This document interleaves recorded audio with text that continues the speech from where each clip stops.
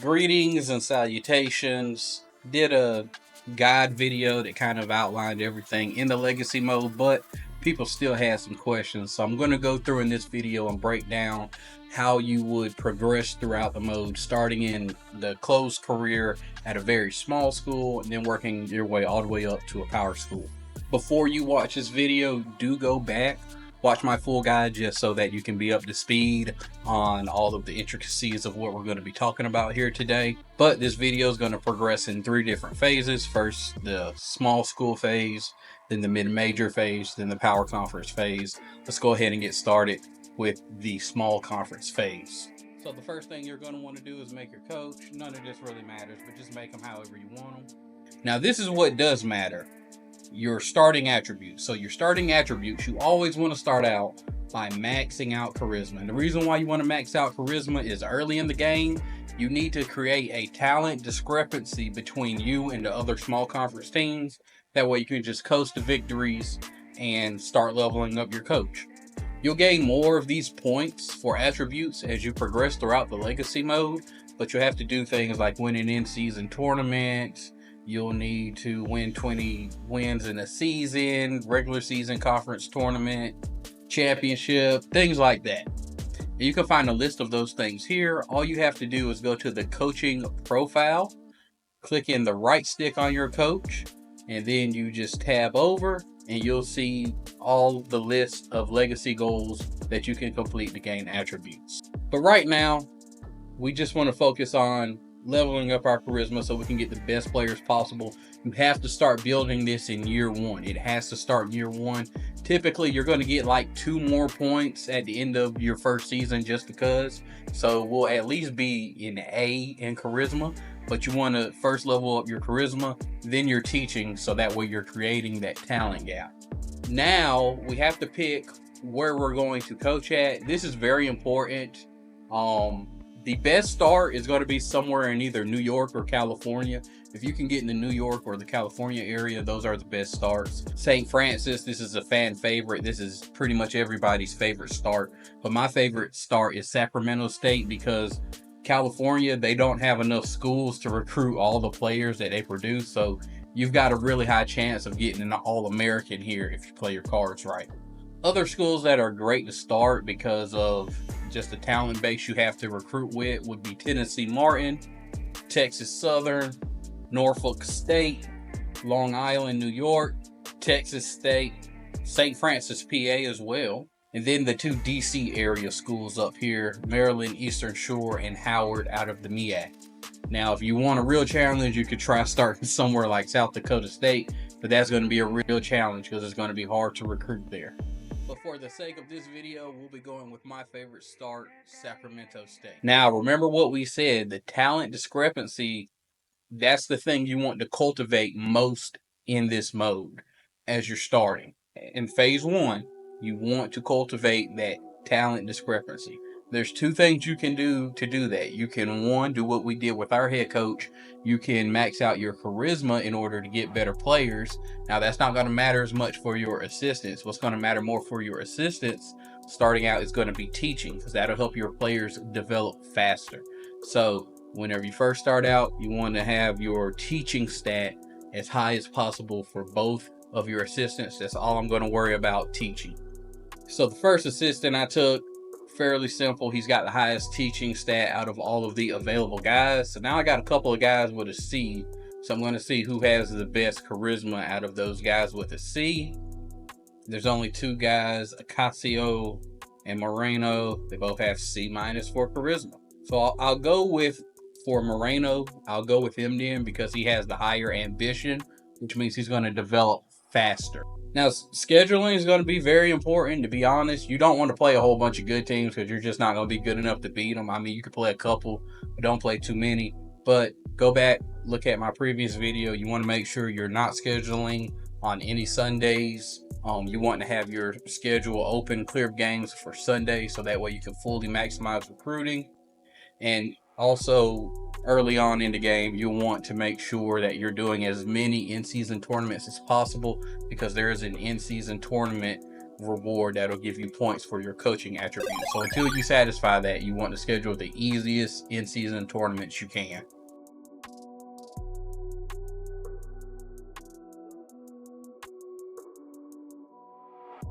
So some people, as soon as they jump into the mode, they want to make their coach and just go ahead and start simulating games or recruiting whatever past the ABL. But that first ABL period is going to be very, very important. And that's because I don't know for sure how much interest you get boosted for watching the games of players that are on your target list, but you do get a boost. I do know that there's some kind of boost. I do need to test it, work on it some just to verify how much, but you do get some sort of boost. The player will be more interested in you, especially if feeling wanted or playing time is one of their higher priorities. So for that reason, you'll want to go ahead and start forming your target list. Now, I've already formed my target list. This is what it looks like. So when you first make this target list, the CPU is going to dramatically under-recruit the bigs, particularly centers. It's going to dramatically under-recruit them. So what you'll want to do is recruit as many centers as you can. You want to come away with at least one center here, and you could get, like, you might look out, get a 4-star guy, but you should definitely at least get one 3-star guy. Optimally, you'd want to have 2 of those guys, because if you have that much size, you're going to dominate, but one will suffice. And to do it, you're going to do this thing I like to call Buzzard Recruiting, which we'll get into later on, but I did go ahead and add my high priority targets, the centers. They are my first 6 targets. Then I have about 6 scholarships in total to give out this season, so I also wanted to add some wing and guard players that are local to municipal level players in terms of distance from my school. And the reason why I wanted to do that is because I only have so many points, so it's going to be easier for me to recruit those guys at that distance. Now, after that, I added a whole bunch of world recruit guys. After we get some of these seniors off, we're going to add in some underclassmen who are municipal and local level players. But I went ahead and added some of these world guys. Whenever you're adding the world recruits, you only want to have 5-star guys. It doesn't matter if they're freshmen, sophomores, juniors. You only want to have 5-star guys because they're going to drop down. Now, if they're like a 4-star or a 3-star when they're a senior, okay, I guess, but while they're underclassmen, they have to be 5-stars. They have to be. So now that I've got my target list figured out, I can see where all of my guys are. So now that I've got my target list sorted out, I need to know where my guys are playing in the ABL, and all but 4 guys are playing in the Southwest or the Northwest, which that's going to be recruiting grounds for me because I'm Sacramento State. So those are the guys I want to prioritize in my ABL. The other guys, I am going to recruit them in season. If I get them, it's great, but it's a lot of points spent on those guys, and I can only afford to spend so many points. So I'm going to focus on my municipal and local players. So basically what I like to do is I'll take my recruiting base, which is going to be the Northwest and the Southwest, and I'll make this spreadsheet. And I'll determine if players are high priority or just regular priority. Right now, everybody's high priority. Now I'll assign their games here in the schedule, as you can see. I'll assign, like, are they playing week 1 or day 1, like when they're playing, because you'll have multiple recruits playing on the same day. So you kind of want to maximize it here. This is the best I could do just based off what the schedule presented and how I wanted to value the recruits. This one guy up here in the Southwest, I did scout him like 5 times, but I did that because he's a pretty high priority guy. Wanted to make sure I get that guy. And now, of course, I go here to the ABL and I change all of my games, my schedule of what I'm going to visit and what I'm going to scout. So that way I'll know if these guys are worth me recruiting them and potentially get that interest increased. So after you do that, what you'll want to do is go ahead and simulate through the regular season of the ABL. and then you'll get to the playoffs. And in the playoffs, if there's some other guys you're looking at, because I had some guys who weren't in this region, maybe they'll be playing in the playoffs. I can scout them there. Or maybe one of the teams that I was scouting in my region makes the playoff. I can scout them there. So one of my teams did make it, the Sonics, so I'm going to continue to scout them. And they were actually able to advance all the way to the championship game. And I was able to scout 3 extra times on that team, which is cool considering I only scouted them twice during the regular season. So I had about 4 teams. 1, 2, 3, 4, 5. I had 5 teams in my recruiting backyard that had players that I'm interested in, and I was able to scout 4 of those 5 teams 5 times. That's pretty awesome. So we've got to determine what we're going to do going into the season, like what type of play, style of play, who's going to take the shots. And this team just doesn't look good. Very undersized, not a whole lot of talent. So I'm pretty much going to see what they can do well and who's going to carry us offensively. That's kind of what I want to do first off. Right now it looks like number 23 is going to be the guy for us. Going to have him shooting a whole lot of jump shots. Looks like that's what he's pretty good at. Then number 24 here looks pretty good as well, at least in terms of scoring, around the basket. So I think I'm going to run through 23 and 24. And I'll definitely let 40 get some buckets around the rim as well.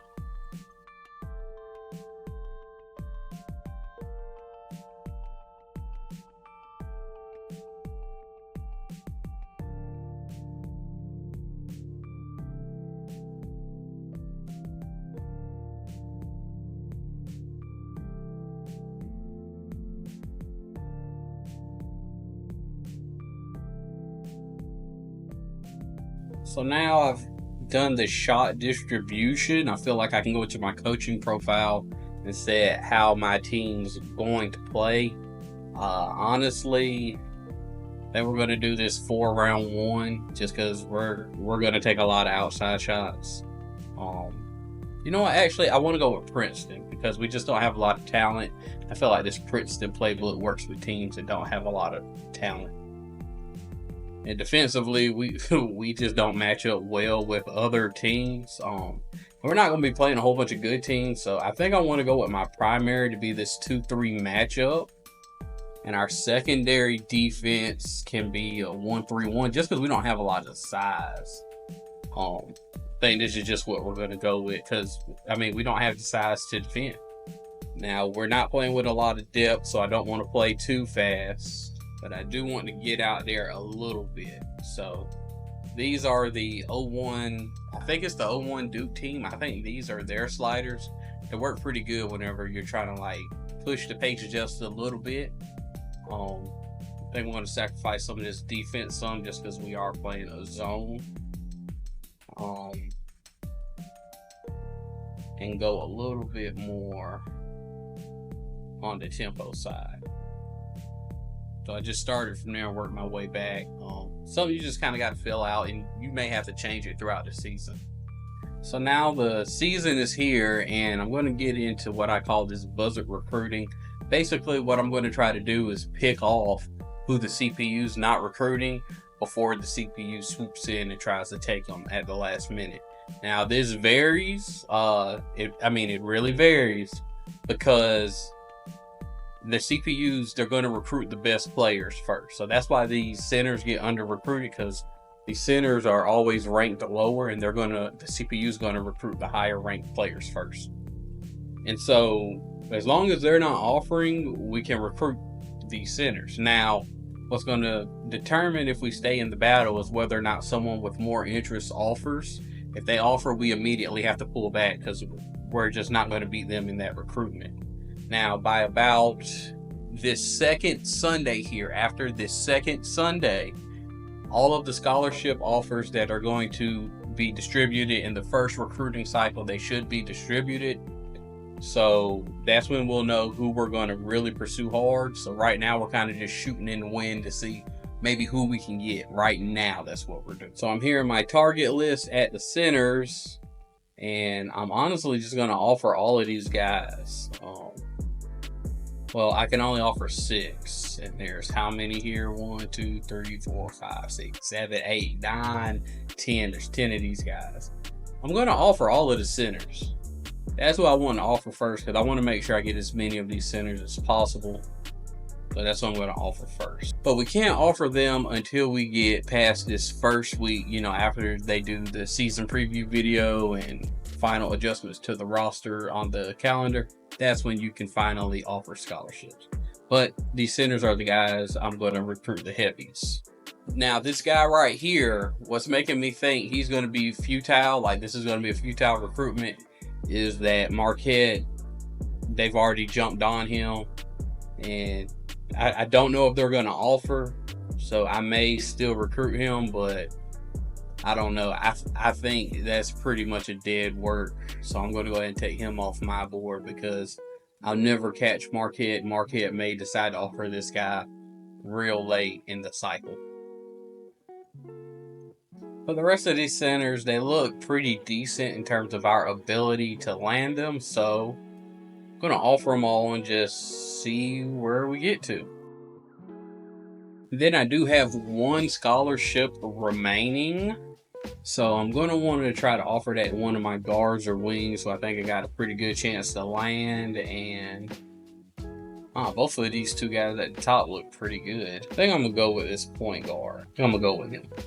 Now, I did clear off 1 spot from the center right here that I took off. So what I'm going to want to do is go to local municipal, see who I want to target to take his spot. What's going to be really important to the future of this program is that I go ahead and identify a high value freshman target and start locking him up. So I'm going to go to freshman, and there's 1 5-star, and I'm going to just recruit him, and hopefully he takes to me.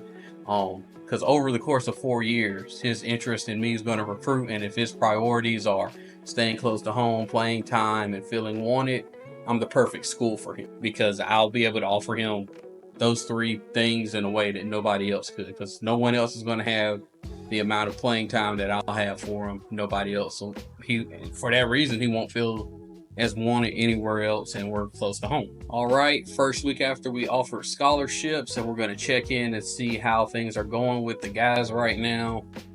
I don't know. Again, this is something you just kind of got to wait out and see. It kind of just depends on who the CPU is going to offer. That's really what we're waiting on right now. Till we know what they're doing, we don't really know what we're doing. Now, this second week here is coming up, or the week after the second Sunday, it is coming up, so we'll be able to see exactly who's offering and whether or not it's going to impact us.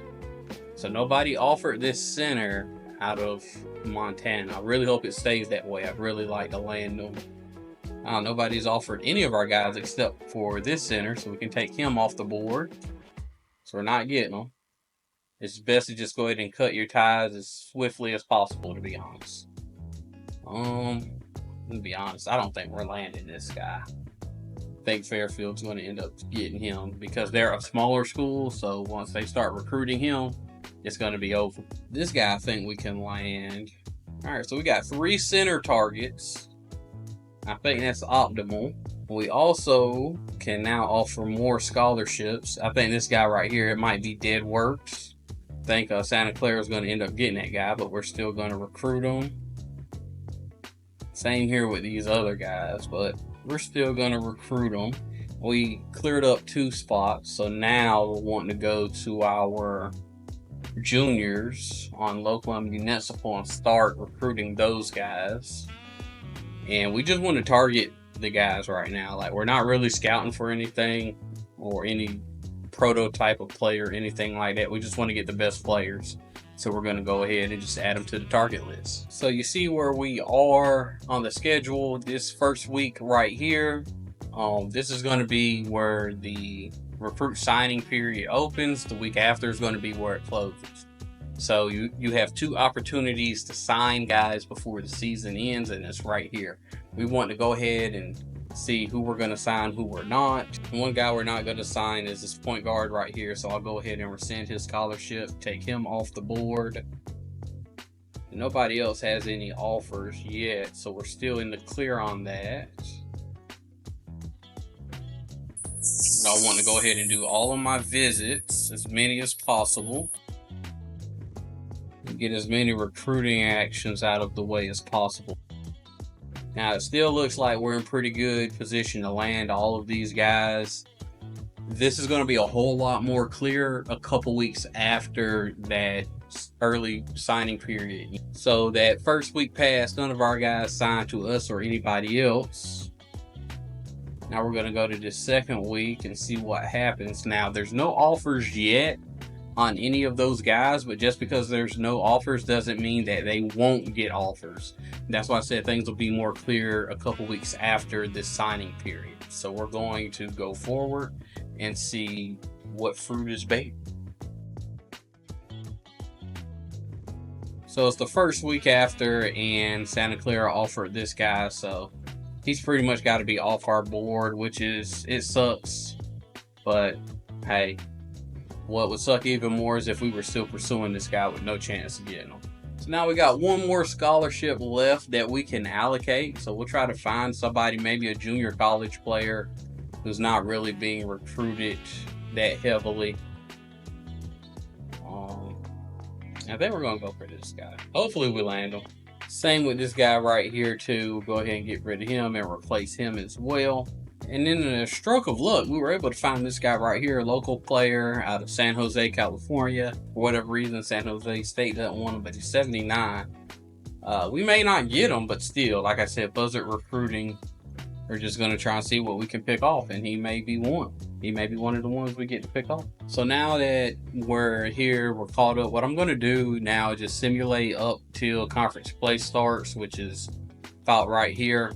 And after I simulate, we'll check back and see exactly where we stand with these recruits. Is there a chance we'll get them? Is there a chance they'll sign somewhere else? And we'll recalibrate how we need to recalibrate. So we advance forward. Our junior college player, he's not being recruited by anybody else so far, it looks like. And all of our seniors are still only being recruited by us. So it looks like we have a chance to sign these guys. So now what I'm going to do is just advance forward to a couple weeks before the end of this regular season. I like to advance to right here, and we'll check back on this week, and I'll show you why.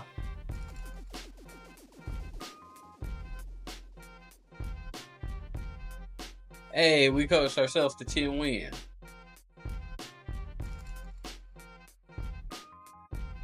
So we're here now. We want to check to just make sure nobody's jumped in the race for anybody's we've offered. Because they will do it late, and as you see, Montana State jumped in the race for this guy. Really wanted this guy. He would have been a monster here, but here's what it is. You get what you give. We got to call him back. And it looks like he's the only one.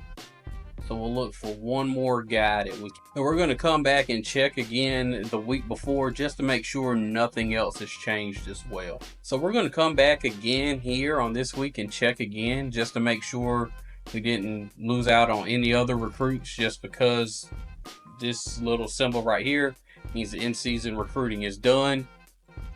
So we just want to check that again, make sure we're not losing any guys. And it doesn't look like we're in contention to lose anybody here. We're the only offer, so looks good. So it's the week after the in-season recruiting period ended. We're just going to come back and check one more time. All right, so nobody else jumped in on any of these recruitments, so we'll meet back here when it's time for off-season recruiting. Hey, we had a freshman chosen all conference. So we did complete a couple goals. We won 10 games, had a freshman chosen all conference, so we get some more points here. And like I said, want to go ahead and max out charisma. This is going to help us win a lot of those recruiting battles. We're already one of the best recruiters in the game just off the strength of this. Then we're going to start working on teaching. So now we have access to some better assistants. So we'll just want to see what's out there. You hit the Y or the triangle button, and we got a guy with B teaching. Have to get him. We have a guy with B-. We're going to have to get him as well. There's another guy with B. So our guys should improve a lot over the course of this off season, just because we're a little bit better teaching. We were able to go up one more point, but our assistants are going to be way better in that regard. So now it's time for this off-season recruiting. Go ahead and get into it here. See if anybody commits anywhere. And whenever you're in recruiting battles and interest is really high, that can happen at this point. But we don't have high enough interest, and nobody who was recruiting, the guys we're recruiting, had high enough interest as well. So our guys are still going to be there. So let's see if we can still land all these guys. So this is ideally what you want to see. So I believe there were 3 guys here like this where we were the only guy recruiting them. That's ideally what it is that you want to see. Sometimes that's not what you always see, but that's ideally what you want to see. And you just keep recruiting, and we may have to drop some guys as they get offers or whatever, but we're just gonna go through the summer and see what happens. What's gonna happen is every week, guys are gonna get a big jump in interest as long as they don't sign somewhere, just because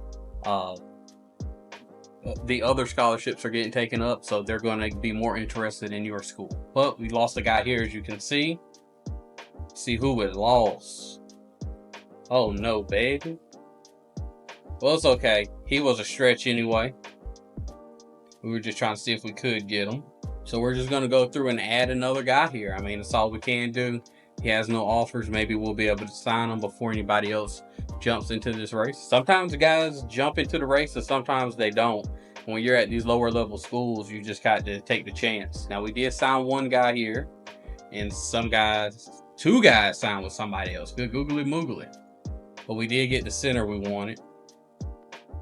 So like I said, these guys, even though we don't have a lot of recruiting actions, their interest is going to increase just because they're on our target list. We're offering them, recruiting them, and nobody else is. And the same is going to happen with these guys down here as the season or the off-season progresses. So we do get 2 commits here. Let's see where we're at with all of our guys. Are they potentially going to sign or not sign? That is the question. There's a total of 3 guys we're waiting on to see what they do, and they're probably not going to sign.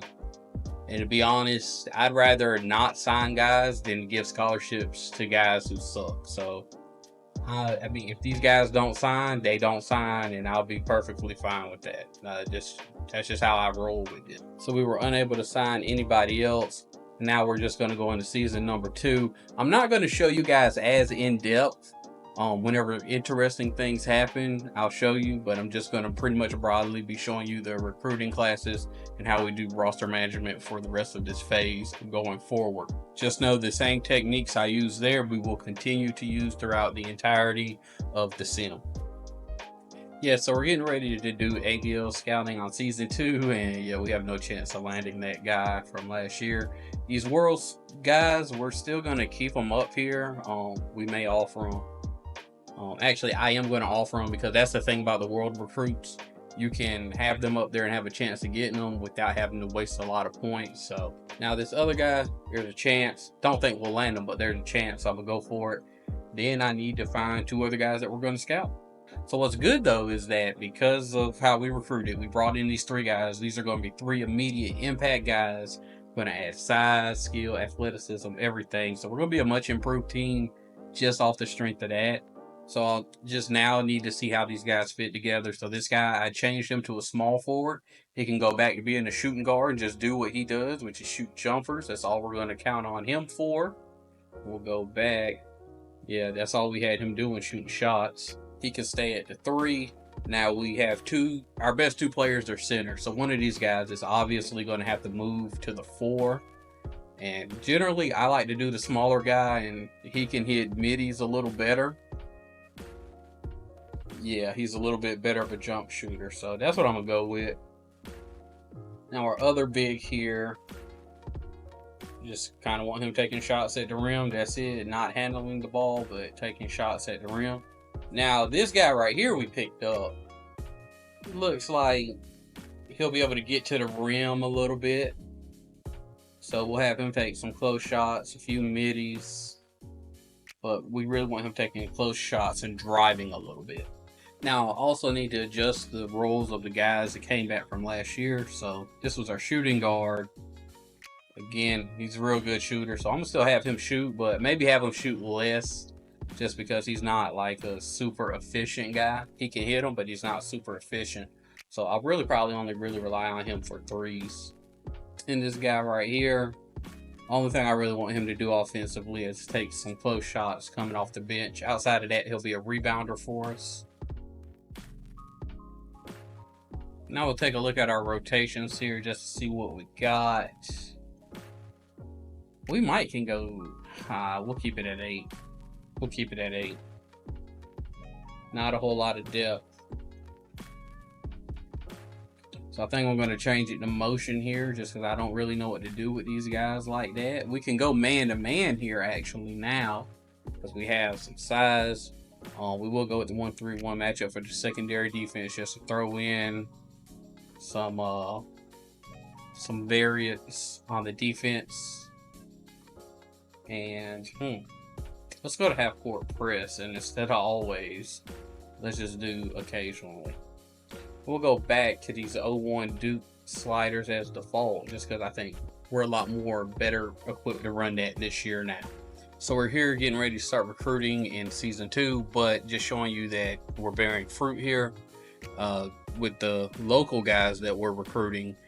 Here, we're number 3 on this guy's board. Probably won't get them, but still we're number 3. That just shows we're recruiting in the right ways. Then when we look at this guy, we're number 2. Hopefully they don't offer him. With this guy, we're number 1. Hopefully they don't offer him. But if you can get these type of players, like if you can get top 200 players to come to these small conference schools, then you're pretty much in the good. You'll get at least 20 plus wins every year and compete for a tournament spot. So finishing up season 2 here, we're able to get 2 more points. Going to give those to teaching. So now our guys should be improving really well, because I think both of our assistants are at least Bs. So our guys should be improving really well. We do have some offers, but they're all at small schools. So we're not even going to entertain changing schools just yet. So remember when I told you guys you're doing your in-season recruiting, and if you got enough interest and offer the guy, he'll commit as soon as you start the off-season recruiting? Well, hey, we got one here, EJ Barnhill. He was able to commit. We got some world guys who we're still working on. I'll talk more about them as we get to the end, but I want to focus on the guys who are recruits from in the States that we're looking at. There's 2 of them, and I think we're going to land them both. I think we've got enough of a comfortable lead that this shouldn't really be an issue, and we should land them both. Now, those world guys, their interest was not that high, but the thing about those world recruits is, just like the other recruits, as guys commit and there's less space, their interest in you is going to rise.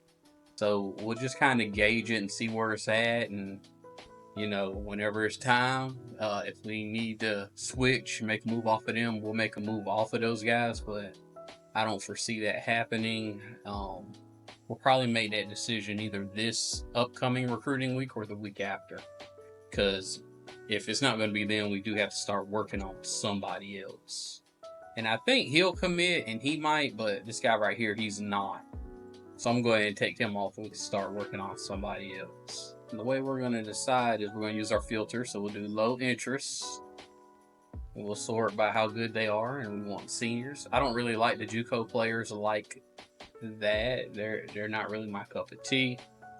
And I really want a point guard. Let's see if there's any point guards with no offers. I'm going to recruit this guy from Oregon. You see, like I said, the world recruits, they just get more interest as time goes by. It looks like we may actually land that guy from Oregon we tried to pick up.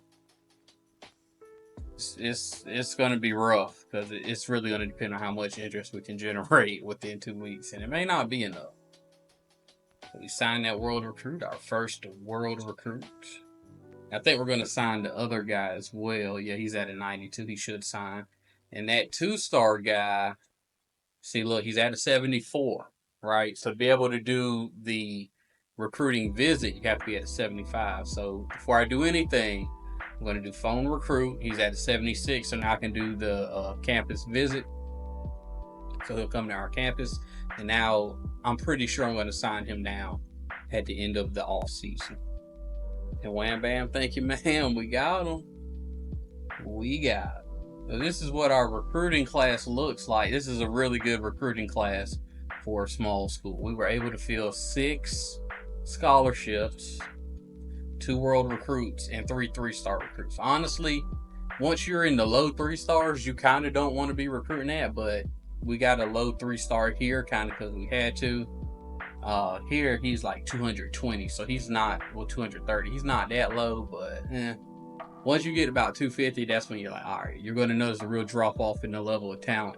But in fact, we were able to get 2 top 150 players. The team's going to be really, really good. Now, season 3 here, this is where we're starting to see a lot of the recruiting we're doing pay off.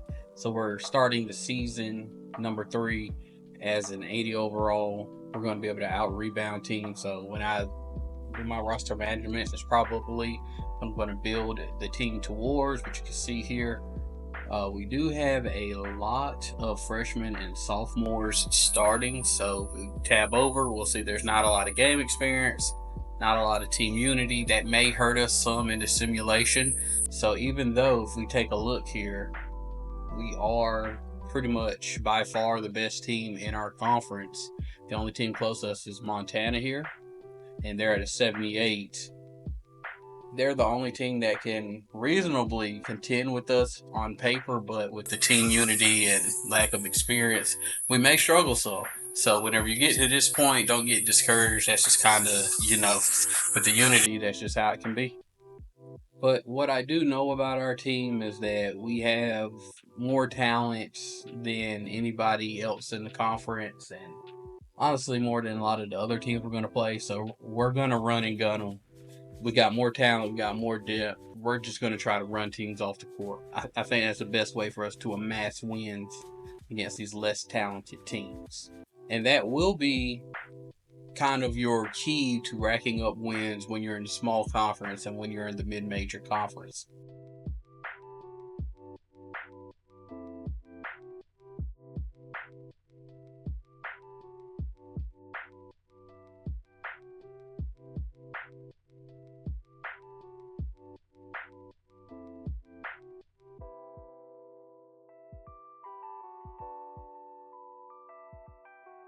And what you guys just saw there with me doing the shot distribution for the players, just I want everybody to do what they're good at, and if they're really good at it, do it at a really high clip, because again, we're going to try to overpower teams with our depth. Now on the recruiting front, things are really looking up for us. We got these 2 5-star world recruits that are starting out pretty high on the interest for us to be a lower small conference team. But we also have some guys here that I'm thinking we'll be able to land at. We got 3 scholarships, and I'm thinking we'll be able to land at least 1 or 2 of these guys.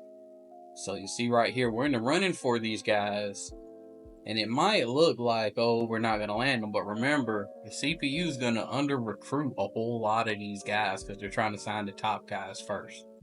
So we have a realistic shot to land a lot of these guys. I'm hoping we do. We need some scoring on the wing and at the 2. So I'm hoping we land some of these guys.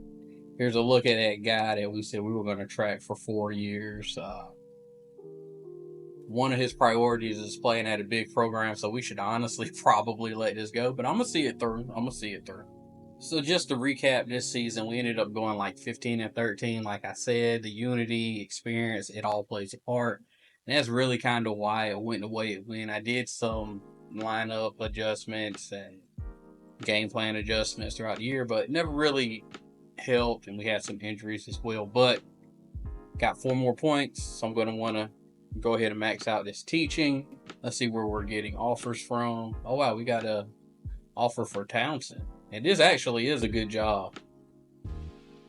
This actually is a good job in the Colonial Conference, but I'm not going to take it. I'm going to wait. So now we do get access to some better coaches. So off rip, I see a B+ teaching at the top. So I'm definitely going there. We'll check in on our recruits before the signing period opens. We did have one guy transfer out, so we have one more open scholarship. And it looks like we'll sign at least these 2 American recruits. And I'm going to offer this guy a scholarship too whenever the recruiting period opens up. All right, let's see what it looked like, baby. So hopefully, as long as Stanford doesn't offer this guy, we'll come away with 2 guys that we can say we got that are American-born recruits. Oh, wow. Stanford might have offered them. Stanford did. We lost them. It's okay, though. We lost one. We got one here, though, so we'll just offer him. Both that shooting guard and that point guard who was a world recruit. We're going to have some real depth. Hopefully that other world recruit signs. I'm not sure if he will. So just in case, I am going to go ahead and start recruiting other guys. Remember, you always got to have a contingency plan here. Always, always. Now, it looks like this guy right here, he may sign with us just because Pepperdine may not offer him anything. So I am going to rescind this scholarship. It may end up biting me in the butt. Hopefully not. But I'm going to rescind it just in case I have a chance to sign this guy. And yeah, we're going to get him. Good deal. We're going to get him. He's going to be a good player too, I feel like. Yeah, he's got pretty good shooting percentages. Oh, consistency's pretty good. I think he's going to be a pretty good player. Let's go ahead and do this on-campus visit. Now, I don't want to just act like this is in the bag. I want to simulate to the day before it ends. And I'm going to check on him again just to make sure nobody else jumped in the race that's ahead of me.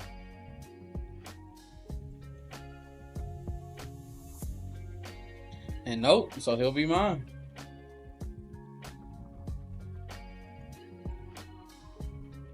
Best recruit we got so far. So you guys, the darndest thing happened here. If you look, that's that one guy who's a 5-star freshman. I was like, hey, we may get him in. We were in the running for him too. Like, we're number 6 here. And I would feel more than comfortable going into this battle trying to get this guy. Because everybody else may not recruit this guy. Why are we not going to get him? 0 scholarships to offer. So, it's the darndest thing. But hey, is what it is. So we'll just go straight into roster management. Alright, so here we are. Started season 4, doing some roster management. The team looks much, much improved. Night and day from when I first took over the team. This is the year we should be competing for a championship. And I'm going to do more of what I did the last year. But I'm going to be a little bit more selective. So I only want guys doing what they're really, really good at. And what I also want to consider here this time is going to be consistency. So you'll see this consistency rating. It's in the bottom right hand corner. But that's going to let me know how consistent they are, how often they can replicate the results that I'm expecting. So I want the guys with the higher consistency to be taking the most shots.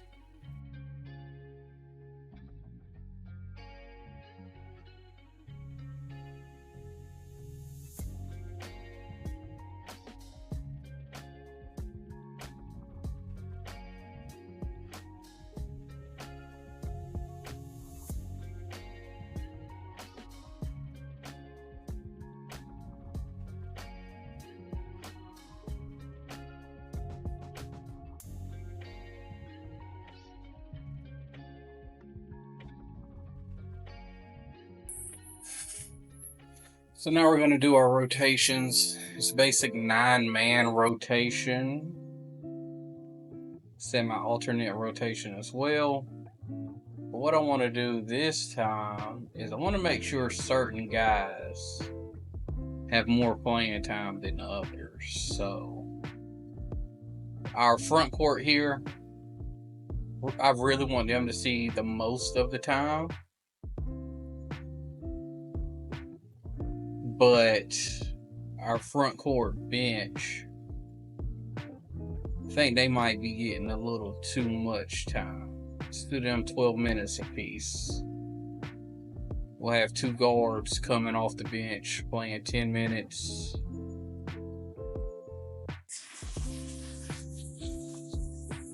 Then Henderson is going to be our main guy. Let's see what their staminas are.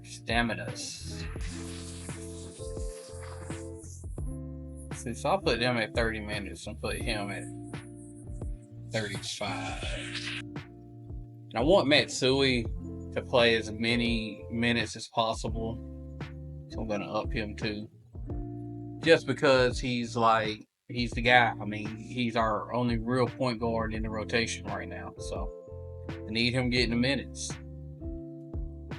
We're just going to run the basic motion offense. And I'm going to start. I wanted to run this. I did. But I'm not going to. Not going to run it just because we're going 9 deep. I'd hate to go 9. Well, we could go always here and always run a full court press. That is an option. Actually, I think that's what we're going to do. And see, the reason why we're going to do that is because this tempo and pace here, this is normally what you would do for like a 7 to 8 man rotation, but I'm playing 9. And I could potentially play like 10 or 11 later. But if you're going to press, the frequency at which you press is also going to be dependent on your bench depth. And we're going to go with this, but we're going to go with the press always on the full court press, just to kind of balance that out. And all in all, if you look at it, this should really be the year that we win it out. So our team unity starts off at 3. Game experience still quite not where we want it, but by the end of the year should be pretty high. Unity should be like 4 or 5 bars.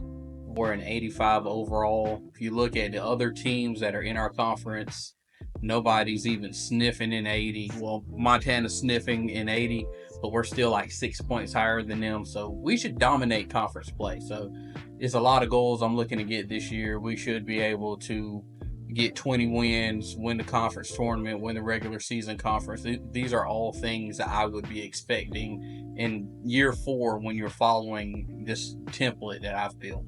So the season went really good, 25-5 on the year. As you can see, we are regular season conference championships, and we did hit the 20 win mark.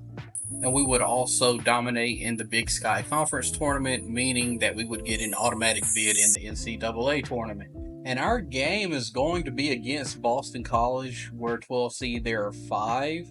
And our overalls aren't that different. So this is a game we can realistically win, be upset city, baby, all those things.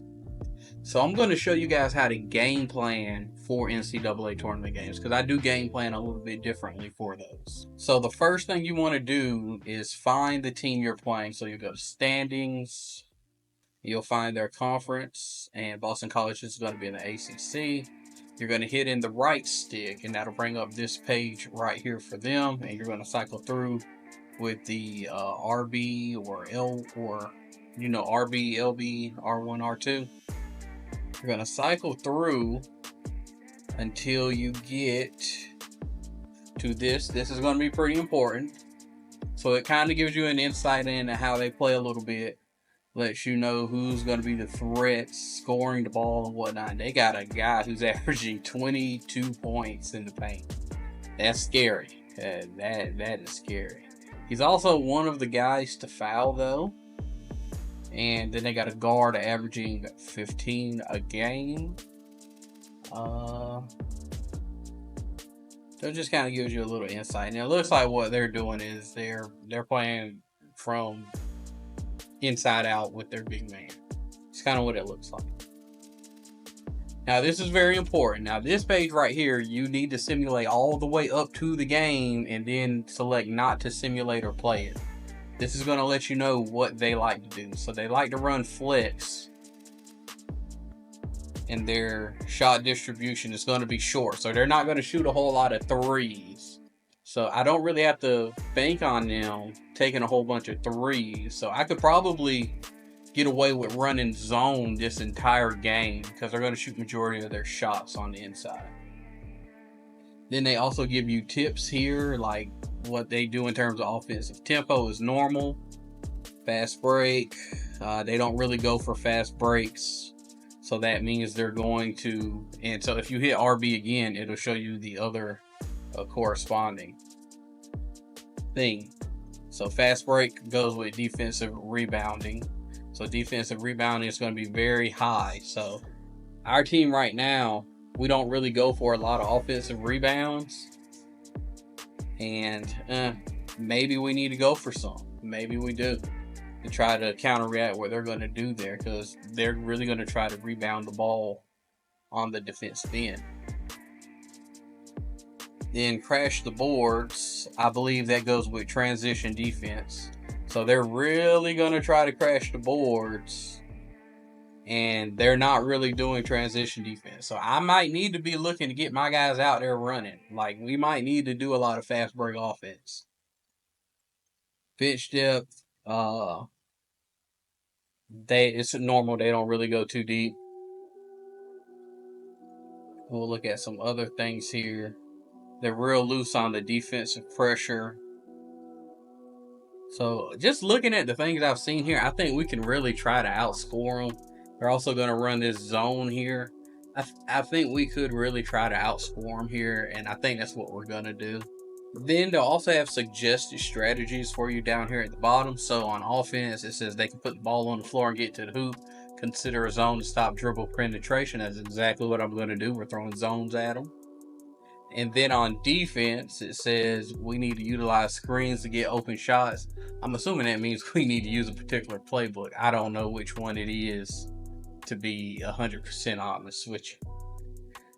Then it says recognize defensive mismatches and capitalize against the weaker defender. Then here, you go over one more time, you could just kind of get some stats on them. Looks like they're more so an offensive team. I don't see anywhere they're lower than a national average. They're lower in opponents' assists per game, and they're lower in opponents' blocks and turnovers per game. Yeah, I think we can run on these guys. And that's what I'm going to set us up to do here. First things first, at defense, we want to run all zone because they're going to try and score on the inside. So I'm going to run all zone. Hopefully this can stop them on the offensive end. Like I said, I want to run a little bit more. Because we're going zone, I can take this pressure down. I'm going to take it down to about 60. Like I said, we probably also need to crash the boards on offense. So this is what I'm going to go with for this game. I think it'll get us. Now, they're not really going to do a lot of transition. Like, they're not really looking to run in transition. They're more so focused on defensive rebounding. So I'm going to change this to desperation. Now, we should be in pretty good position, but they are running some zones. So I want our guys who can shoot threes to shoot more threes. All right, so now we're just going to simulate this game and see what happens. Hopefully we pick up the dub.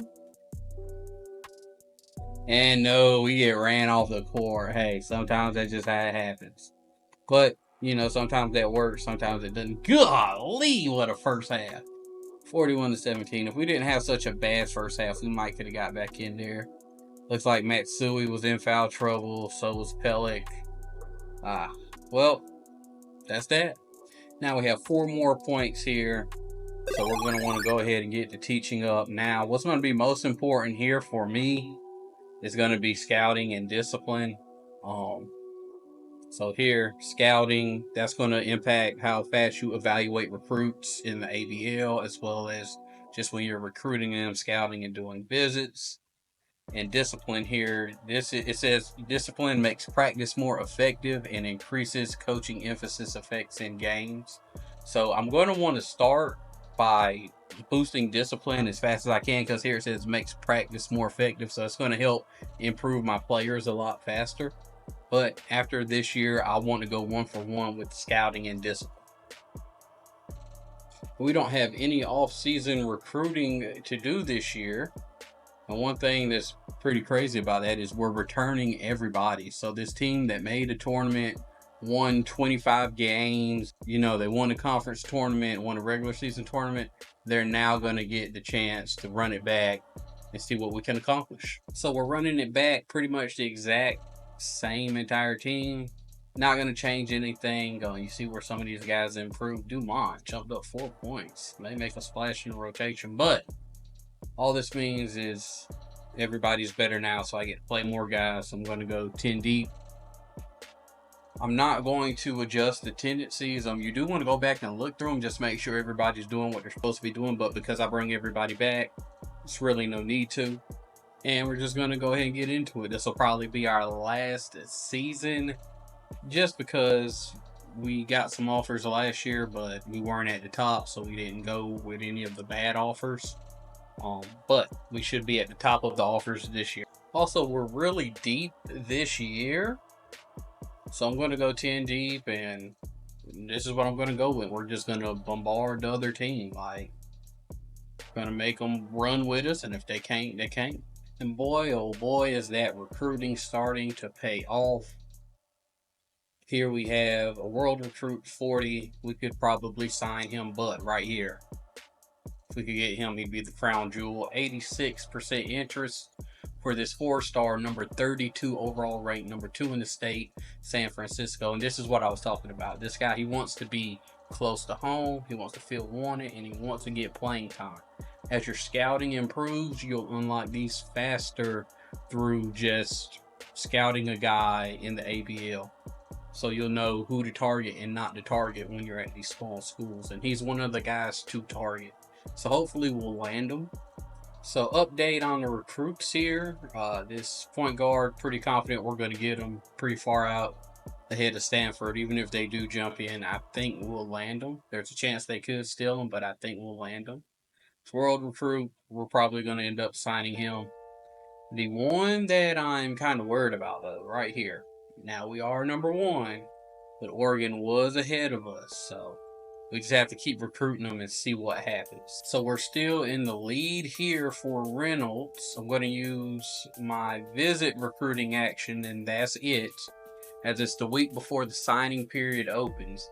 What I'm going to do, I'm going to simulate to the day right before. And I'm going to come back and check on my recruits again, make sure I'm still in the lead, and I am. And now I want to use my remaining recruiting actions.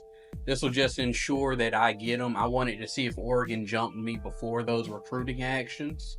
And that would be important because if they did jump me, I'd want to change anybody who was listed as a power forward to another position, just to try to boost some more interest from this recruit. We're going to go ahead and sim forward and see if we land them.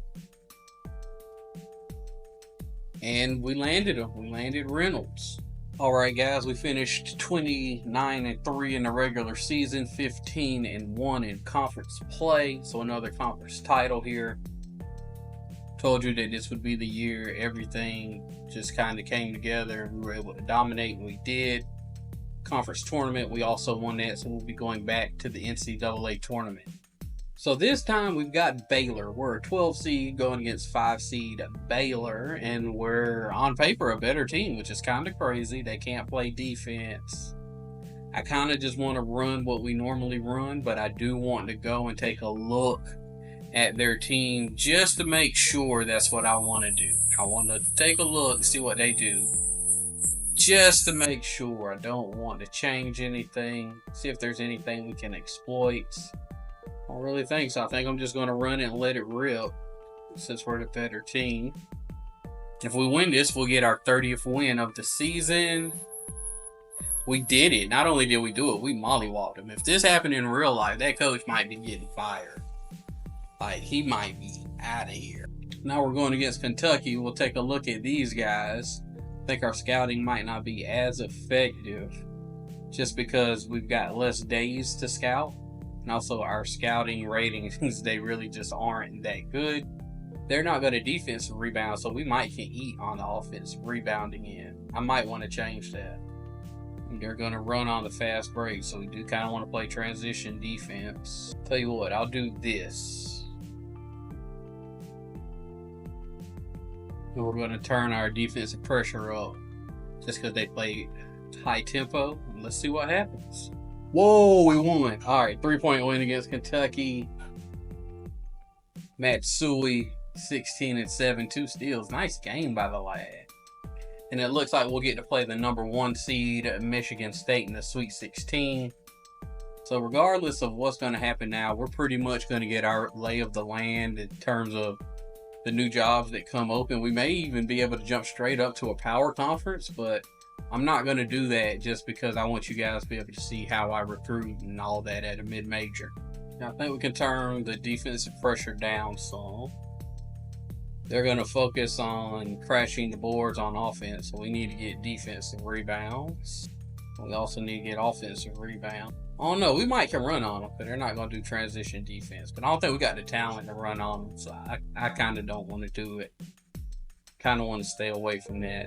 How about we'll keep this where it is.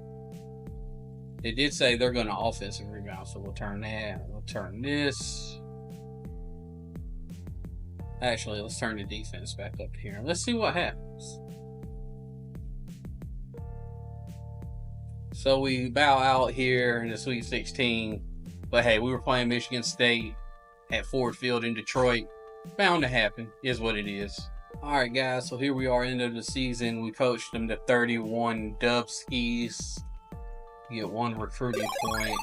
I'm going to put this on scouting just so it's not so low. And we're actually getting power conference offers. Wow, I'm 3rd in line for Ohio State and Georgia Tech and LSU and South Carolina. So the first one, they would have given me the job as Rutgers. And honestly, all of these are good jobs. Like, they're all really good jobs. But I'm not going to accept any of these jobs just because, again, I want to show you guys what I look for when I'm looking for a mid-major and how to recruit it and how to build it up. So I'm going to decline all of these offers. And now we're going to take a look at where we want to go. So there's 2 things that determine how good a job is in this game. One is recruiting base. That's probably the biggest one. So it's like, how easy is it going to be for you to get recruits? And then the second thing is going to be, how easy is it going to be for you to win at your conference? So let's take Temple right here, for example. Temple, great recruiting base, but they're in the A10. That conference is going to be a little bit harder to win. Like, it's going to be a little bit harder to win just because all the teams that are in my conference essentially have the same recruiting base. There's going to be some good teams. Teams like St. Louis and George Washington and Xavier, they're always good in the simulation. So there's going to be some good teams. I'm not going to be able to dominate that conference the same way I was able to dominate the conference we were just in those final 2 seasons. Now, Houston, similar deal. Really good recruiting base in Texas, and I can also recruit Arizona and Louisiana. But the conference isn't going to be as difficult as Temple just because the teams in Conference USA, they aren't as good as the ones in the A10. Now, if I'm really looking at it here, the job I like the most out of this group would probably be Loyola Marymount, just because I get to be on the West Coast, and I've already talked about how on the West Coast recruiting, like, those guys aren't as recruited as heavy just because there aren't as many schools. So I could kind of get more recruits and better recruits. And that conference really ain't that good. But I'm going to go something that's a little bit more of a challenge. Another school here, Wichita State. This isn't a good school in terms of the recruiting base. You're going to be in the Midwest and there's good talent there, but you're going to have to compete with a whole lot of schools, like a whole lot of schools. A lot of times you'll even be competing with schools in the South. It's kind of crazy. But that conference is going to be a whole lot easier to win. Like, it's going to be a whole lot easier to win. So I also want to look at what these teams will be bringing back, because I don't want to have to recruit too many guys out the gate, because that's going to be hard to do. I want to build up with that freshman class first. So Temple, like, I'd have to recruit 5 guys next year. That's out. I'm not studying Temple one bit. Wichita State, I would only have to recruit 3. I ain't really got a lot of guys coming back, but I'd have to recruit 3. So I decided to go with Wichita State just because I'm going to be in a tougher position here. Had a really easy conference and recruiting round for the first one, so I want to show you guys how you can recruit in somewhere that you don't have quite as good a base. So we're going to go with Wichita State. Now, in selecting my assistants, same thing applies, but because I'm going to be playing better competition, I do want to get rid of this C overall guy, bring in someone with good teaching. I'm going to go with this guy because he's also got a B- charisma. Oh, I'm trying to think, do I want to get rid of this A- teaching? Like, I might want to, just because recruiting is going to become more important here. I'll have to have assistants that can recruit somewhat. You know what? I think I do want to do that. I think I do. I'm going to get rid of them. Got to. And this is what we're going to go with. Now, guys, we're going to go into phase 2, going with the mid-major program. But if you guys are interested to see what happens with Sacramento State, let me know. Like, comment, subscribe. Talk to me in the comments. Let me know. Say, hey, man, I want to see what's going to happen with them. You got a lot of guys coming back. You made the Sweet 16. You should run it back. You got that number 32 overall recruit coming in. Let's see what his 4 years at Sacramento State looks like. I'm all for it. But you gotta let me know. Alrighty, guys. So we are now here after accepting the Wichita State job. We're going into our off-season recruiting, and this is actually going to be the most pivotal step you take every time after you accept a new job. And the reason why it's so pivotal is you've got to get your guys in there who are going to do what you want them to do. So what you'll do is you'll start by going ahead and simulating to the first Monday of off-season recruiting here. For us, it's April 9th, 2012. You'll want to see if there are any scholarships that you need to fill. Now, sometimes the computer goes ahead and fills some for you. As you can see, they did, and they did me no favors when they filled these. This is what Wichita State recruited in the season that just passed, and it's not good at all. I'm gonna be honest. I'm gonna see what these guys are, like what their overall and potential is, but I'll probably end up cutting these guys because I just don't think they're any good. They got a lot of guys from Oklahoma, but I just don't think these guys are going to be any good for what I want to do. I'm not sure if their style fits, but I can already tell that their level of talent doesn't. So I'll probably go ahead and cut these guys as soon as the season starts during the ABL session. And now that we've seen that we have no scholarships to reallocate, what I would normally do in this situation, if I did have any open scholarships or any offers, I would go back to the Buzzard Recruiting strategy and try to get the guys that I wanted. But what we'll need to do right now is go ahead and sort through our target list. So we were recruiting all the way in California, and we're going to use distance as a kind of a tool to see what recruits we're going to get still, even at the mid-major level, just because you don't have as many points as the power conference teams do. So you'll still need to try to recruit your local and municipal players, but now we can also recruit the regular. I think that's what the REG stands for. I just call it regular. You can also recruit those players as well. So that's what we're going to do.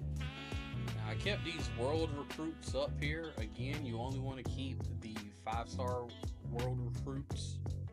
Other than that, you don't really need those guys. They're not really going to be productive for your team. And not only that, you also can't see what they're good at to know what you're going to be able to use them for. Like if he's a 3-point shooter, that'll work in your system, if he's a rim protector or what. So I kind of get away from those guys in the power conference level, but here they can be useful. So now that we've gotten our target list cleared up, we're going to want to refill it. So what I try to see first is just kind of what they've been recruiting, and just kind of tell, like, are any of these guys here guys I would want. So right here they got a 4-star junior, and let's see how many scholarships I have to fill. 3. Now normally I wouldn't want this guy, but I might have a hard time filling spots, so I kind of need to recruit that guy. I'm gonna just get as many guys on the board as I can.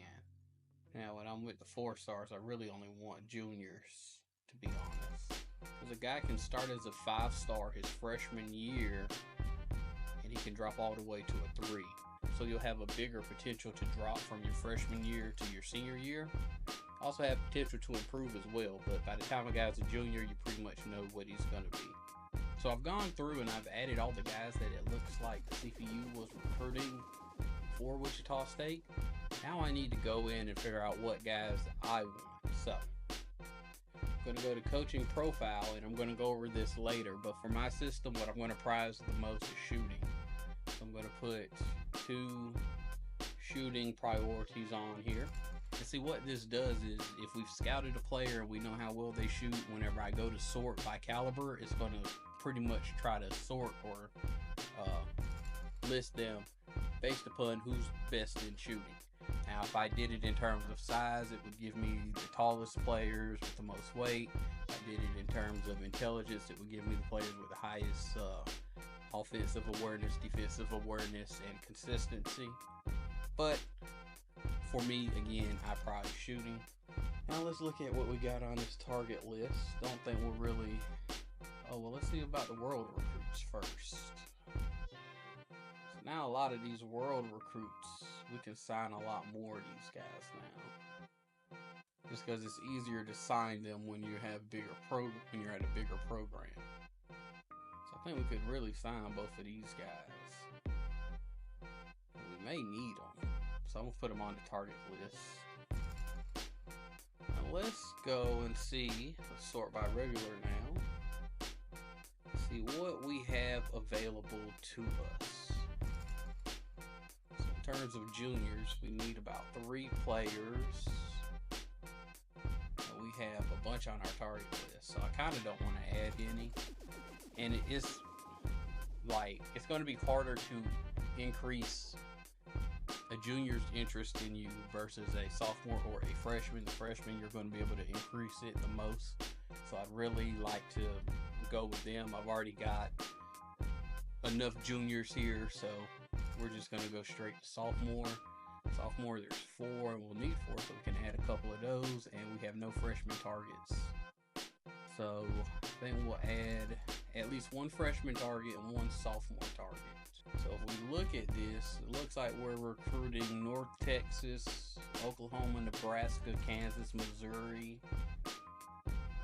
Actually, let's just get off the filter so we can see where our recruiting grounds are. So yeah, Arkansas, Kansas, Missouri, North Texas, Oklahoma, Kansas, Nebraska. So that's pretty much going to be our recruiting base. Colorado, Iowa. So I guess like the Dust Bowl.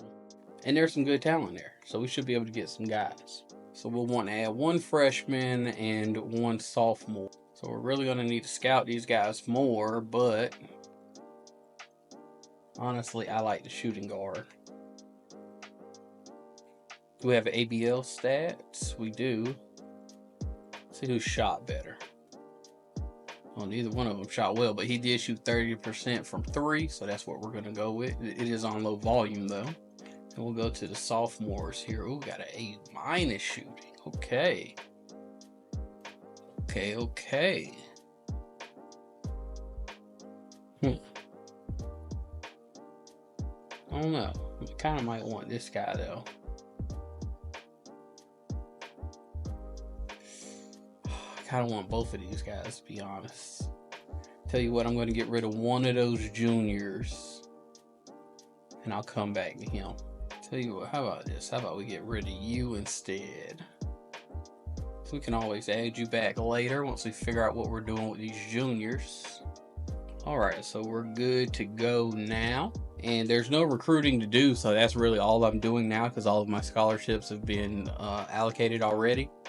So what I'm going to do next is show you guys the difference between how you recruit at the small school and the mid-major school.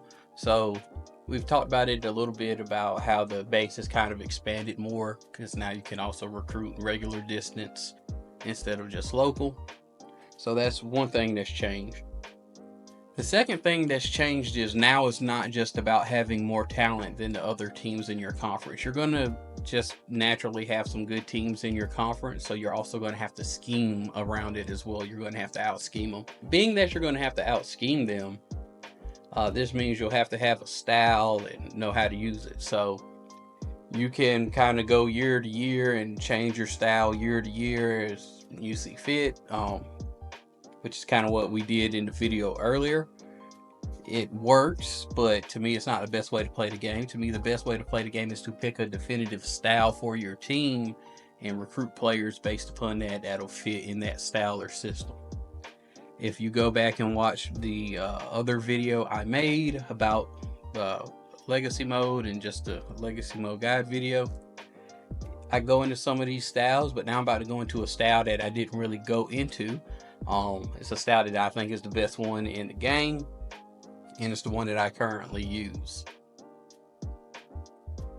So now we're at a part in the sim where it doesn't really make sense for me to show you guys everything, because it would just be real repetitive at this point. I'd be showing you a lot of the same things that I've been showing you. So what I'm going to do is just going to build a program based on the style that I want the team to play, and then I'll bring you guys back in whenever the team is fully built up, or built up to at least fit what the playing style I'm trying to build is. So the playing style I'm going to go with is the one I think is the best in the game, both for playing the game and having fun, as well as just simulating games. It's going to be pace and space. So with pace and space, there's two aspects, pace and space. So we want to go really high tempo and shoot a lot of threes so that we have a lot of room for our guys to operate. If you have 4 guys, you play that 4 round 1, your guys will have more room to operate. Another thing you really want to do with this is work toward defensive versatility. So zone defense I really like in this game is the 2-1-2. It kind of operates like if you look at those Miami playoff runs, they played 4 round 1 on defense. That's kind of how it operates. So if you get a big guy in the middle, you can play rim protector, then you just put 4 wing defenders around them and you got a good zone defense. And also, building the team like this, for the most part, you can go man to man. So I like to have that 2-1-2 be my main defense, and then have man to man be my secondary defense. You can even make it your pressure defense. It's all your preference. And then just because you're shooting so many threes, there's going to be a lot of second chance opportunities off of those 3-point misses. So you want to go really high on the offensive rebounding rate. Now, to build a team this way, you have to recruit toward certain player archetypes. So here are the archetypes that I will be recruiting towards. First is for the point guard. I want to either have a combo guard or a 3-and-D player, and that's the same for my 2 guard too. So essentially, what I like to have is 2 bigger point guards out there. 2 guys who are maybe like the height of 6'3" to 6'5" out there. This is ideally. It's going to be harder to do it at the mid-major level, but ideally, I'd want 2 of those guys out there who can shoot. They have to be able to shoot. Everybody but the center here needs to be able to shoot threes. So I want those 2 point guards playing the 1 and the 2 who are, I guess, 6'3" to 6'5"-ish. You can, mid-major, I may have to go for some of the smaller guards, but they need to be able to shoot. And if I can't get the combo guard, then what I want to do is go for a 3-and-D player, so that way I'll maintain that defensive versatility while also being able to create space because they can shoot threes. Now at small forward, you could also go with a 3-and-D guy, but I prefer to have a point forward. Point forward, that means he can put the ball on the court, he can pass, he can distribute. Kind of like how LeBron does a little bit. I mean, they don't have to be a LeBron level player, but a lot of times the games will produce these point guards who are 6'4" and sometimes even up to 6'9". You take one of those guys, put them at small forward, you're good to go in that regard. I'd also like to do a point forward at the power forward position. That'd be my preference. So here I would want a shooting guard or a small forward who can handle the ball, who can pass them, and put them at power forward. They need to have a decent amount of size so that they can still rebound and defend the position. But that's kind of where that 2-1-2 defense comes into play, because they're technically not going to be guarding 4s. They're going to be guarding a zone. If you're unable to get the point forward, then you could get the stretch 4. Now, this would lead you more toward playing that man-to-man defense versus the zone, but both can still work. But you could get a stretch 4, which is just the power forward who can pop out and hit some threes and mid-range shots. Then probably the most crucial position here, just because he's the most different and he's vital for what's going to happen on the defensive side of the court, is going to be the center position.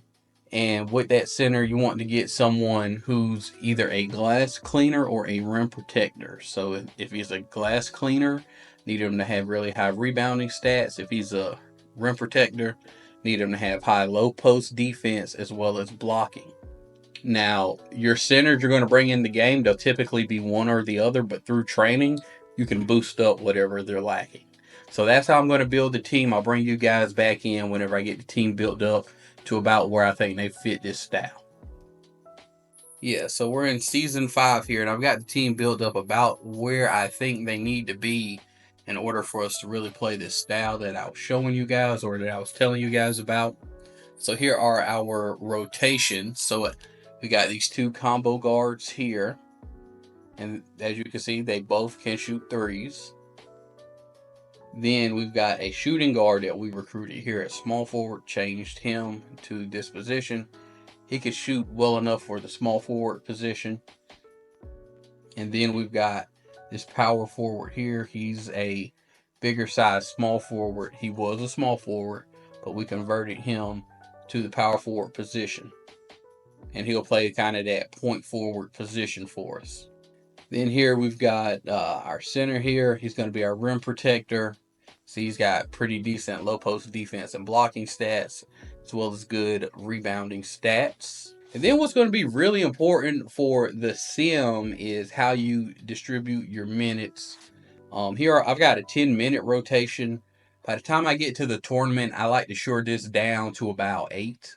You want about 8 guys playing in your rotation in the tournament just so you get your best players playing. You want to spread the minutes out more in the season so that way you have less workload for your best players so that they'll be at lower risk for injury. But what's very important is that off the bench, your first 3 guys, they can sub out one of the 3 primary groups. And your 3 primary groups are guard, wing, and big. So here I've got a big, I've got a guard, and I've got a wing. And those are going to be my first 3 guys off the bench. They're both playing about the same amount of minutes. These are the guys you want to get the bulk of the minutes. So that way, whenever they're coming off the bench, they're subbing these guys out and they're taking up their roles. So this point guard here, whenever he comes in, he'll be playing one of the 2 guard spots. This guy right here, whenever he comes in, he'll either be playing small forward or he'll be playing 2 guard. But either way, he'll be kind of occupying the wing position. And then this guy right here, whenever he comes in, of course, he'll be playing center. I've got 2 other guys down here, another big and another kind of stretch 4 player here. And another thing you can do is go ahead and set up your training so that the players, they fit what you want them to fit. So my 2 lead guards here, they both already can do what I need them to do, which is play defense and shoot threes. So I'm not going to work on any of those with them. What I want them to get better at is being more aware on both the offensive and defensive end on the court. So I put their training here at the awareness. Also, I want them to get higher consistency because consistency does a lot for the simulation in this game. Then that shooting guard, I moved to small forward. I still need him to be a better shooter, so I'm working on his outside shooting. Same for that guy I've got playing point forward at the 4 spot. Then my center here, he's really good on the 2 things I need him to be good at, which are rebounding and low post defense / blocking shots. So not going to change anything for him. But my other guys, my younger guys in the program, I want to be working with them toward what I need them to be good at in the future. So this guy, he'll be my starting center next year. You see, I've got him set to run defense. One, because his rebounding is already pretty good. It's ridiculous. He's got 96 and 93, but his blocking is not good. His low post defense is good, so I don't need to do post play, but his blocking is bad. So I need to work on his blocking some, just so that way he can be the run protector that this team needs. T right here, he's pretty good point guard, but he doesn't shoot the ball quite as well as my other guard, so I'm going to work on his shooting. Same thing for this guard here. Then here's a guard here that I'm redshirting. Because he's not going to play, I'm going to go ahead and just work on what he needs to work on to where whenever he is playing later in the simulation in his career, he'll be able to be effective. And again, I need him to be able to shoot threes. So this is a guy that I can move him to that 3 spot. I think he's like 6'4", 6'5". I can move him to that 3 spot. If he can shoot and create space, that'd be everything I need out of this guy. So that's kind of how you groom the players to play in the system the way you want them to. Let's say you were running a different system. Let's say you were running, I've run defensive systems in the past. What I do is whenever I run the defensive system, I don't care anything that has to do with anything offensive related. I'm working on their defense. And that's it. At least for one of the 2 training slots, like they're going to get defense. If you're running a run and gun style like North Carolina, you're going to want to work on athleticism and inside scoring as well as skills, because you're going to be putting a lot of pressure on the rim. So your guys are going to be driving a lot. They need to be able to dribble, pass, and score inside, as well as have the stamina and speed to be able to do that. So how you're training your guys, it really just kind of depends on the system you're running. Then I do just want to show you guys some of the guys we recruited here. So we recruited this guy in year 1, number 82 overall. So you can kind of really, as long as you're picking your spots, you can get some really good recruits out of the gate. We got this guy in year 1. We got this guy in year 2. All-American, number 10 overall, 7 at his position. It's kind of crazy that the game would have of the top 10 players, 7 of them be point guards. That's kind of ridiculous. And the same thing still applies about the big men. So you'll occasionally see centers that are ranked in the top 100, but for the most part, a lot of the guys are going to be 3 stars and 4 stars. So you still need to scout your centers, and don't be afraid to take a guy who's ranked in the top, who's ranked like between 100 and 300, because they may be a good player, just there's only so many centers. Like, a guy might be a top 10 center, but he's ranked number 220 overall, just because that's how the game does it. And you can see our guy here, Frederick, he's one of those guys. He's going to be a really good rebounder for us, and he's going to do what we need him to do defensively. And he's not a slouch on the offensive end either. 93 close shot and 84 shot in traffic. That's what we need from him, as well as a 79 rating for consistency. So he's going to be a really good player. It's just the game didn't rate him that high whenever he was being recruited. Same thing for our other center here. Phenomenal rebounder. Does need to work on his defense some, but look, he's just a great player. He might be our centerpiece next year, and we're doing pace and space. I might run him next year more like how Purdue ran with Zach Edey. Like, he might be my Zach Edey. All right, so now what we're going to do is we're just going to simulate the season and go through some of the box scores, just because I know, like, the team's going to do good in the simulation. I've ran this system before. We've got this team built up, so we're just going to simulate and see what happens. So we went absolutely crazy in this game, 55 to 117.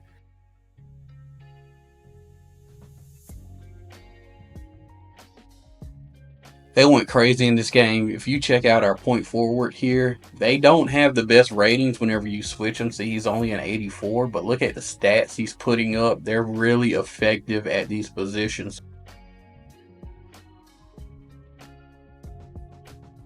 Another crazy box score here, that All-American 19 and 10. Wow. 26 and 8 for the kid, that small forward who's really a guard. Telling you, they have so much space to operate. You see how crazy our efficiency is.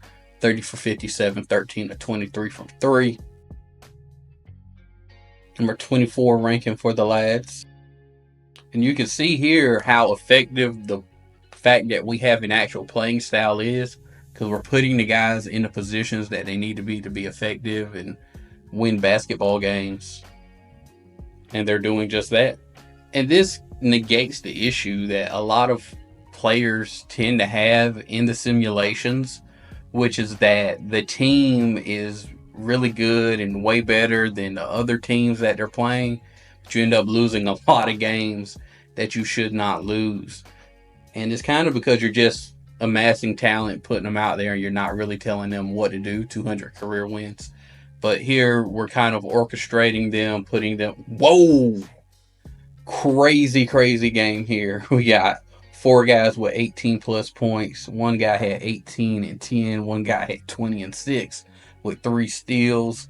Patrick here, 18, 5, 6, and 5. And our point forward here, another crazy game. 30 and 9, and our rim protector doing what he's supposed to do, 4 blocks. So our team suffers a first loss there in conference play anyway. But that's kind of how much better your team can be whenever you're actually building a style for your team to play with, and they're playing that style, and you're actually distributing the minutes for your players and the shots for your players in the proper way.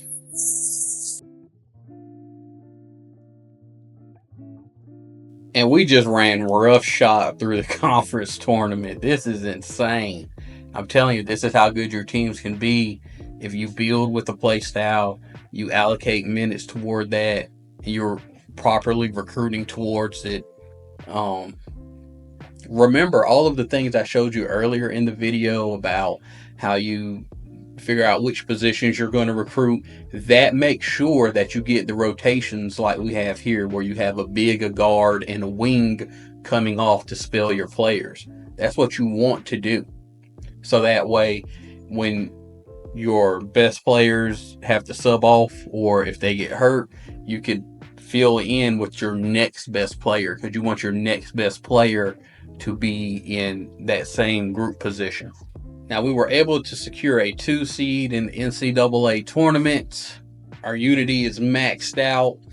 If you go and look, we got a coach on the floor. Our game experience is really high. We got a guy on the bench and T-Ray with really high game experience. So we're really real contenders. 30 and 3 on the year, 17 and 1 in conference play.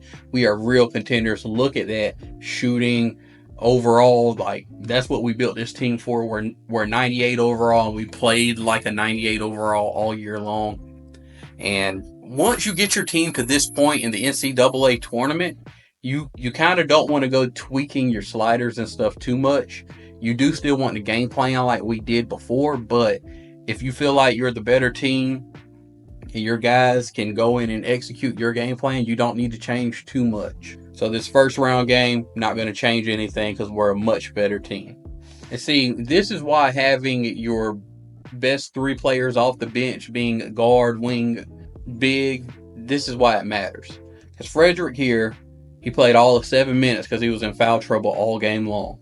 We were able to bring in this guy who got 10 rebounds, 23 minutes. He did what he was supposed to do in the event of that. If the same thing were to happen with one of our guards, T-Ray could come in and spell them. If the same thing were to happen with one of our wings, Osamani, he could come in and spell them. Now we're going on to the second round here. We're going to play LSU. They're not as good a team as us. So I'm going to be honest. I'm not really going to change. I don't think I'm going to change my sliders much at all. I do want to go check out the scouting report just to see if there's anything LSU does that I should be worried about. And they're a really good defensive team. Their secondary defense is a 2-3 zone, so we should be able to shoot lights out against them. I really don't want to change anything offensively. Defensively, says the post scoring is the offensive strength of this team, but they do shoot threes. I don't think I want to change anything here. Let's see what happens. And by the skin of our teeth, but we did it. March Madness, baby. 1-point win. Next round, we get Marquette. Thinking it's going to be a lot of the same thing. They're really bad at rebounding, so we should win just off the strength of we're going to be a better rebounding team. But again, you don't want to take anything for granted in the sim. You got to respect the sim, boys. So I'm going to go and just make sure there's nothing different I want to do. They're not going to shoot a lot of threes. They're going to pack the paint. They're really going to. They're not going to shoot a lot of threes. I think I might want to change my man-to-man secondary defense to a 2-3 zone. Do a 2-3 matchup. Just to pack the paint some more, because they're not going to shoot a whole bunch of threes. And it worked. We're going to advance to the Elite Eight. We won pretty comfortably here. Tied in the first half, but we outscored them by 14 in the second. Let's see, look, you've got to have multiple starter level players, meaning you got to have starters on your bench. This is what happens whenever we have a guy have an off night. We have someone off the bench come in, 20 points. He's probably the difference between us winning and losing this game. We'll play the winner of Michigan State and UCLA, which is going to be Michigan State. We get to play the 1 seed Spartans. Now, this is one where I'm going to have to game plan a little bit more in depth. So, Michigan State on offense, they're going to shoot a lot of threes. They're going to shoot a lot of threes. So, if I didn't go back and switch out of that 2-3, then we might be in trouble here. So, they're going to shoot a lot of threes. They're not going to fast break. They're not going to be high tempo on offense. They're really going to crash the offensive glass. They're really going to do that. That's interesting. They're going to press a lot. After they score, they're pressing. So they're really going to go a lot for the offensive and the defensive rebounds. So they could rebound us out of this game. So I may have to adjust my slider some just so that they don't out-rebound us.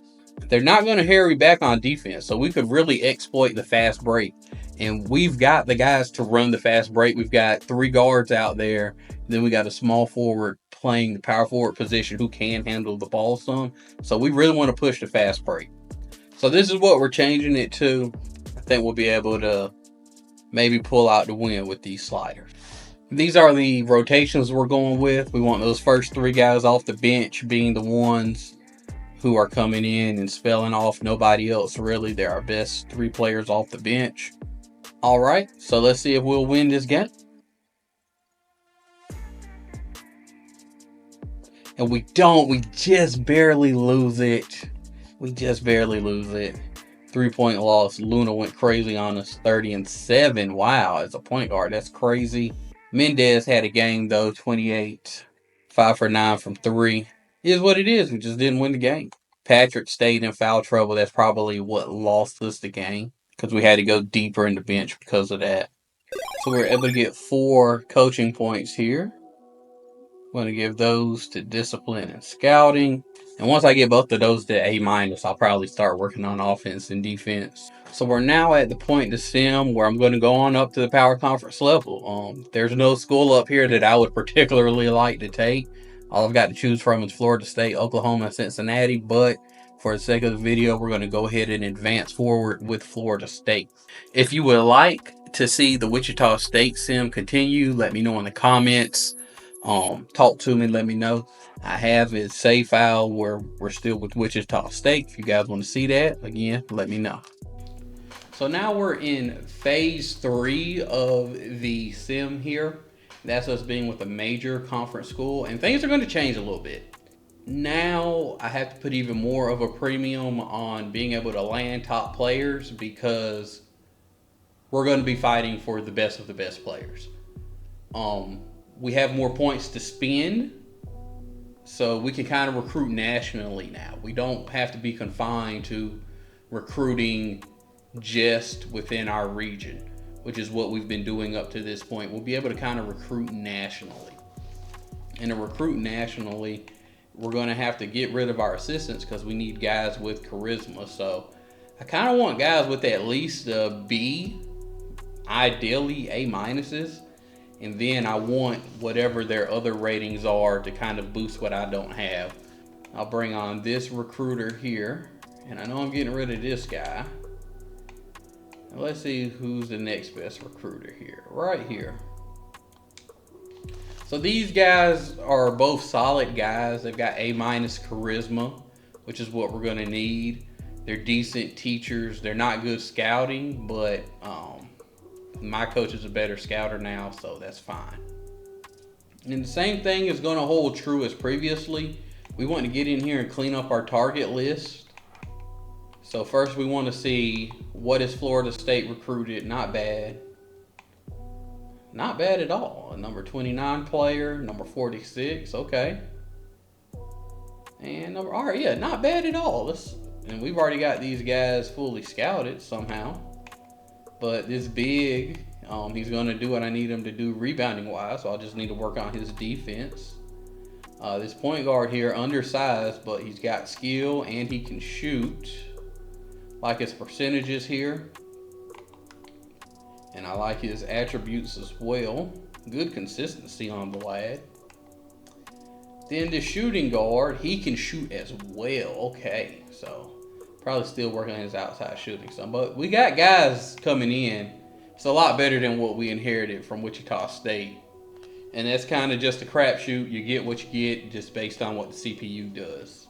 So now what we're going to want to do is go through, look at our targets and see who we can keep and how many of them we need to keep for each class as far as the guys we've been recruiting goes. So the juniors, unless you're already on the list, it's going to be dead works. So we could keep this guy. We could keep that small forward. Everyone else has got to go. I'm going to keep this top guy right here on the list, but I think he's going to end up having to go as well. All right, I'm going to keep this center. Get rid of this one. And how many guys? So we're only recruiting one. So I think I'm going to keep these three guys right here. And then let's go and see what Florida State has been recruiting that we might could get. And what would we need? We'd really need another big. We'd really need another. Well, they've got a freshman big, and we're bringing one in. Oh, no, we really wouldn't need another big. Did this guy get drafted? Yeah, he did. All right, this guy's coming back. But what's he? He's going to be more like a stretch 4. Then they got this guy. Wow.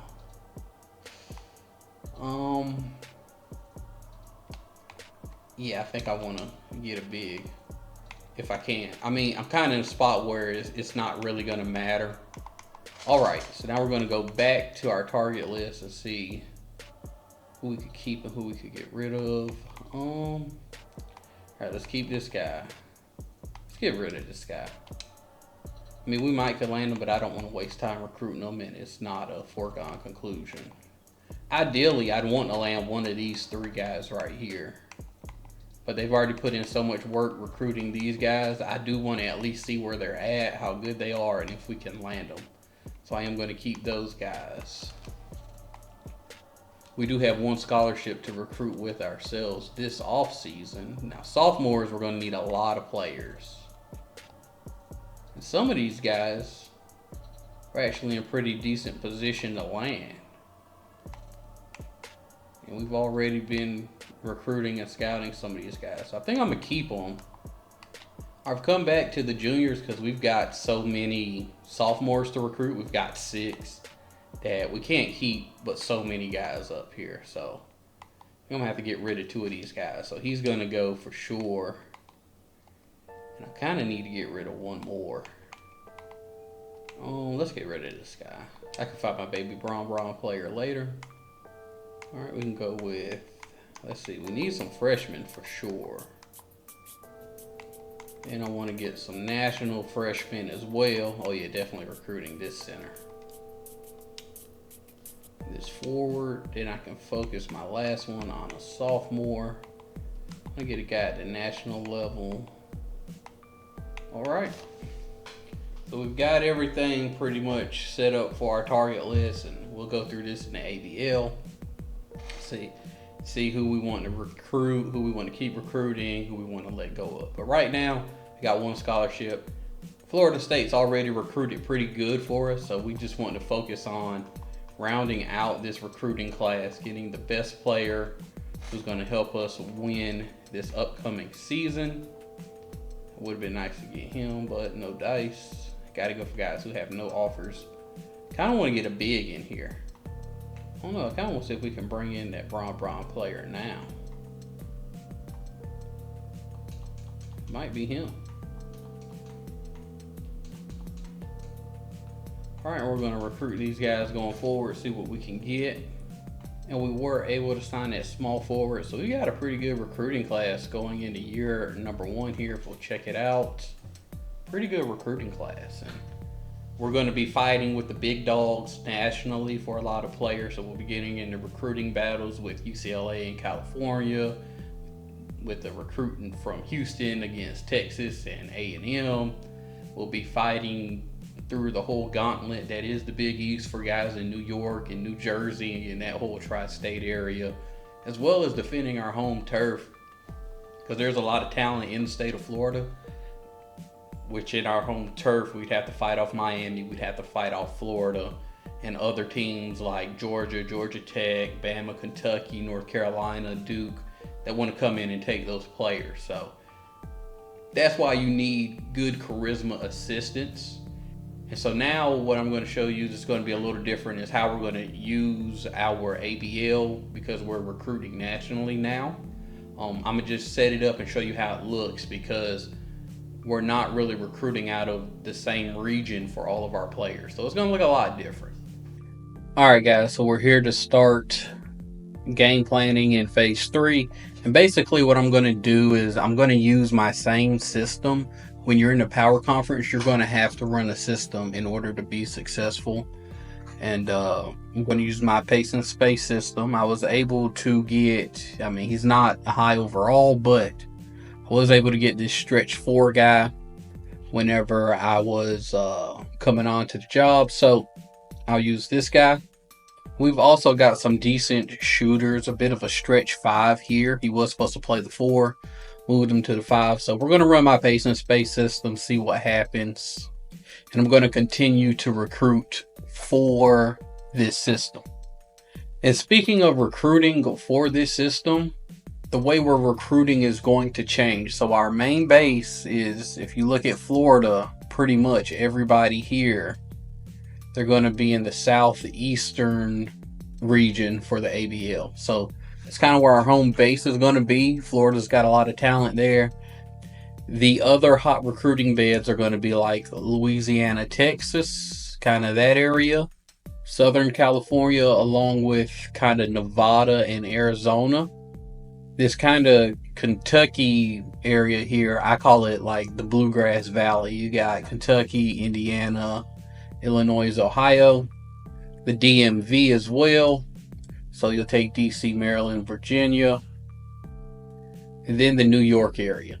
Those are the areas you want to recruit outside of your main recruiting base whenever you're a national program recruiting nationally, because whenever you scout your targets, you're not just scouting your targets.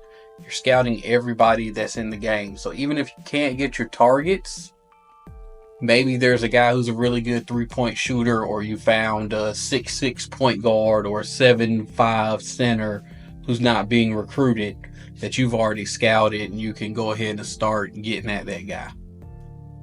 So we'll take a look at my recruiting targets here, and primarily they're going to be focused in the Southeast because, again, that's home base, but I'm branching out a lot more. I got guys from the East here that I'm recruiting as well. Then guys in the South and Southwest. So whenever you're getting guys on the national basis, you want to get guys who would be worth the chase, because they're going to be harder to get. So right here, 6'4" point guard. So even if this guy right here is not a good shooter, I can move him to small forward, let him play point forward, and I can increase my pace, play even faster. These two guys right here, even if they're not that good at rebounding or blocking shots, they're so tall, so big that they're going to end up blocking shots and getting rebounds. Then here, this is a big wing who's ranked kind of at the top of his junior class. So I wanted to go for him because he's maybe a skilled player. I'm going to scout him and see. Maybe he's a skilled player that I can move to the point forward position, let him play the 4, and he could be really, really good off the bounce. Maybe he can shoot threes, he can play stretch 4, which would work for the system that I like to run in the game. Then this guy, I'm just taking the best freshman on the board. I do believe he's the best freshman on the board. Let's sort and see. So yeah, he's the best freshman on the board, and I think he's one of actually the best players in the class. I don't think it really takes that long to get to him. So yeah, as a freshman, he's better than 4-star seniors. That's pretty crazy. And so now you also kind of want to change up how you do your spreadsheet for whenever you're recruiting. I am including this sheet along with some others in the description of this video so that you guys can have it for your own leisure. And this is the way I kind of did it whenever I was at Wichita State earlier in the video, but back when I was at Sacramento State, we only focused on 2 regions, which was the Southwest and the Northwest, because we could only really recruit home base. So we only recruited players from there, so we scouted players from there. Now we're only going to focus on our home base, and being that we're Florida State, we only have one region that's our home base, which is going to be the Southeast. If we were somewhere like, let's say we were in the middle of Texas, we would maybe have 2 home bases, which would be kind of like, I guess, the Central and the Southeast, or maybe even the Southwest, depending on what part of Texas we're in, because you could get those Arizona recruits depending on how close you are, and you'd also be getting like Oklahoma and Arkansas and Missouri recruits, as well as Texas recruits. It kind of depends on your location. Location matters. You got to understand your location. So I reduced the bottom half of the spreadsheet to just be my home base for recruiting, and the top part is only going to be used for recruits that I'm recruiting nationally. So I got about 5-6 guys I'm trying to recruit nationally here, and I took these guys and I cleared out the top half of the spreadsheet and put them in the top half. So some other things here, I've already talked to you guys about how I color code it, so that way I know which games are the most important games.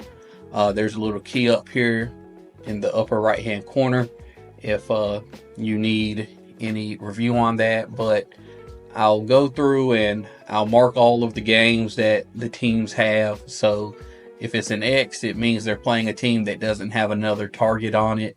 If it's got another team's name, so for example here for the Southeast region Swamp, it's got Hawks here, HAW for Hawks. So that means they're playing each other, and it's red. So that means I got 2 high priority recruits playing each other. So I definitely want to make sure I scout that game. Then I'll go through and pick which games I want. Down in the bottom right hand corner here, there's 2 kind of calculations that are done. So the first one here is for number of games. What it means here for number of games is the number of times a team played in a game. So here I had 22 times that a team played in a game. So even though there's only 16 games, I was able to scout teams with targets on them 22 times. So that's kind of how I maximized the system. Then to the right of it, it's kind of like a weighted score. So the one to the left, that's kind of like a raw score. So 16 games, I was able to scout a team with the target on it 22 times in 16 games. But in the column next to it, we kind of have more of a weighted score. So the red games are going to be worth 5 points, orange 4, the yellow games worth 3, the green games worth 2, and then the blue games worth 1. So that's how many points they'll be worth. Highest I've gotten so far is like in the 70s. That's a pretty good day. Here I could have gotten a higher score, but a lot of these games here where I elected to go with a game that had a single target versus games that had 2 targets are for guys that were really high priority targets. Like I need to get a center on the team next year. I need to get at least 2. And with that being said, it's more important for me to scout those guys and see if they're worth my time recruiting versus scouting other guys that may not be as of much immediate need to the team. And also that 6'4" point guard that I was telling you guys about, I really needed to make sure that I scouted him as well so that I could see if his potential was high, because maybe he could grow into being a shooter even if he's not that good right now. So now we're going to get to something else that changes when you're recruiting nationally because you're at the power conference level. So you do your ABL seasonal recruiting the same way. But now that you're recruiting nationally, you can land some of these lower tier guys that may not be that highly rated, but they're a good fit for your system. They could be good bench pieces. Maybe they're a hidden gem who can develop into a key part of a championship team that you could have in 4 or 5 years' time, given a red shirt. So the way you want to do that is you want to use this other spreadsheet right here that I got. And you want to go ahead and put in the winners for each of the 8 leagues in the ABL. And then what we're going to do is we're going to go through and we're going to scout each team because a full season has been played. So we can see what these guys have statistically that may line up with what we want to do. And we'll make those guys priority or high priority recruits based off that. Maybe these guys, we've got a 6-man recruiting class we're trying to fill. Maybe we find a guy here, or maybe we find a freshman or a sophomore that we can land in a couple of years who's going to be a good fit for us. So what we're going to want to do is go to the recruiting screen. Then we're going to filter. So the first team we're going to filter in the Northwest is going to be top notch. So I'll filter based on the region, which is going to be Northwest. Then the team, which is going to be top notch. Okay, so this is what I've got here. I haven't scouted any of these guys. So first thing I want to do is look through and see if any of these guys would fit any needs I would have. So this power forward, he could be a center, but looks like he's pretty much gone. I'm not really gonna be able to get him. So he's not gonna be a priority recruit. See, they got a big here, but he's a 2-star guy. I think I'm good on that. Yeah. Okay. So let's see what this guy right here, what's his 3-point percentage? 25% on 36 attempts. Not the shooter I'm looking for. I think I'm good. 419. Doesn't look good. I think I'm good on that too. 2-star guy, skip him. 5'11" point guard. This is probably going to be a no. Well, he can score. Oh, he can shoot too. And he's a senior, so I'm going to go ahead and make him a high priority recruit. I like guards who can shoot, and he can shoot. He also racked up 7 assists. So I do want to scout that guy, if possible. Found 2 guys there, so that's cool. And now I'm just going to go to the next team in the next division. So that's going to be Southwest. And I believe this one's going to be Dubs. You're a 2-star. You're not even in the running. So I'm just sort right here. 33%, 30 attempts. Maybe. We'll make him a low priority recruit. Oh, nah. I don't even care about this guy. He cannot shoot. I'm good. Now this guy's intriguing. 6'4" point guard. I like big guards. Pause. And he can shoot some. So he's going to be a high priority target.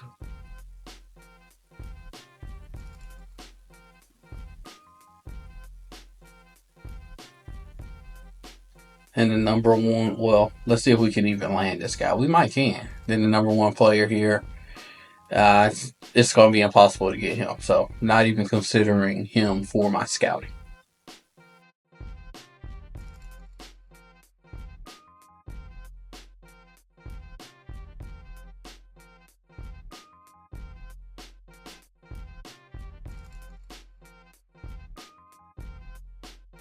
We got this guard here who's a junior. He is winnable. Let's see. And we pretty much already got him scouted. There's nothing here I really want to know about him. So we got 1 high priority recruit. But man, that's a really high priority because this guy, like, we could realistically land this guy and he's a I need to figure out about this guy. I think I'm going to add him. Like, I'm going to scout him in season because that would be a good get for my team. Depending on how good he is. Like, I need to know if he's skilled, enough to be a point forward, or if he's big enough, pause, to be a stretch 4. All right, so now what we're going to do here is we're going to come back to our spreadsheet here.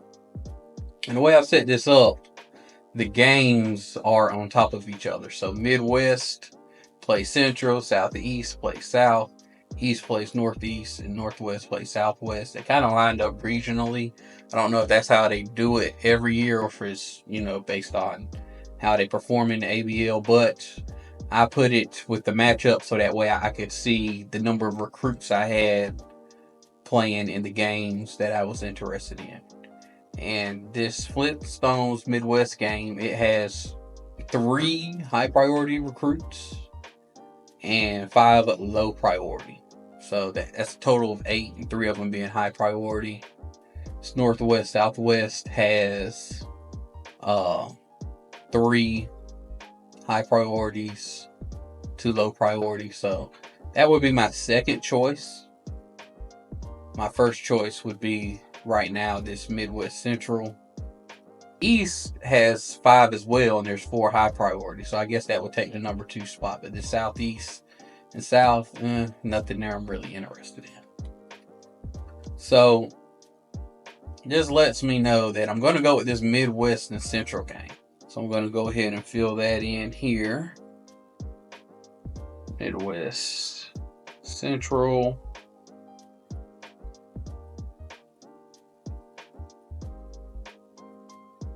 Then I'm going to come here in the ABL and I'm going to select that game for my quarterfinal game.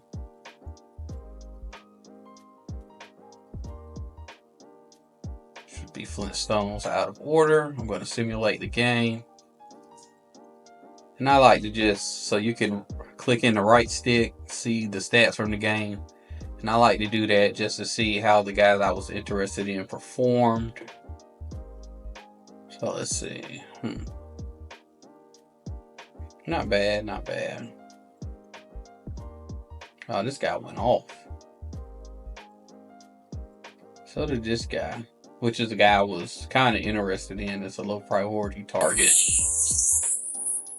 He rebounded well. He blocked shots. Like, he might be a small ball 5 for me. So if I don't get one of my bigs, I think he could be a guy. I think he could. Okay, so now what I want to do is go through the schedule here for the semifinal week. So to do that, you have to simulate to the game. Don't simulate the game. So now I can look at all 4 teams. So now I can look at all 4 teams that are playing. And what I want to do is delete the ones that are not. So Fly Boys, who are in the South, beat the Southeast. So I can delete them out. Brick City beat the Ravens, so I can delete the Ravens out.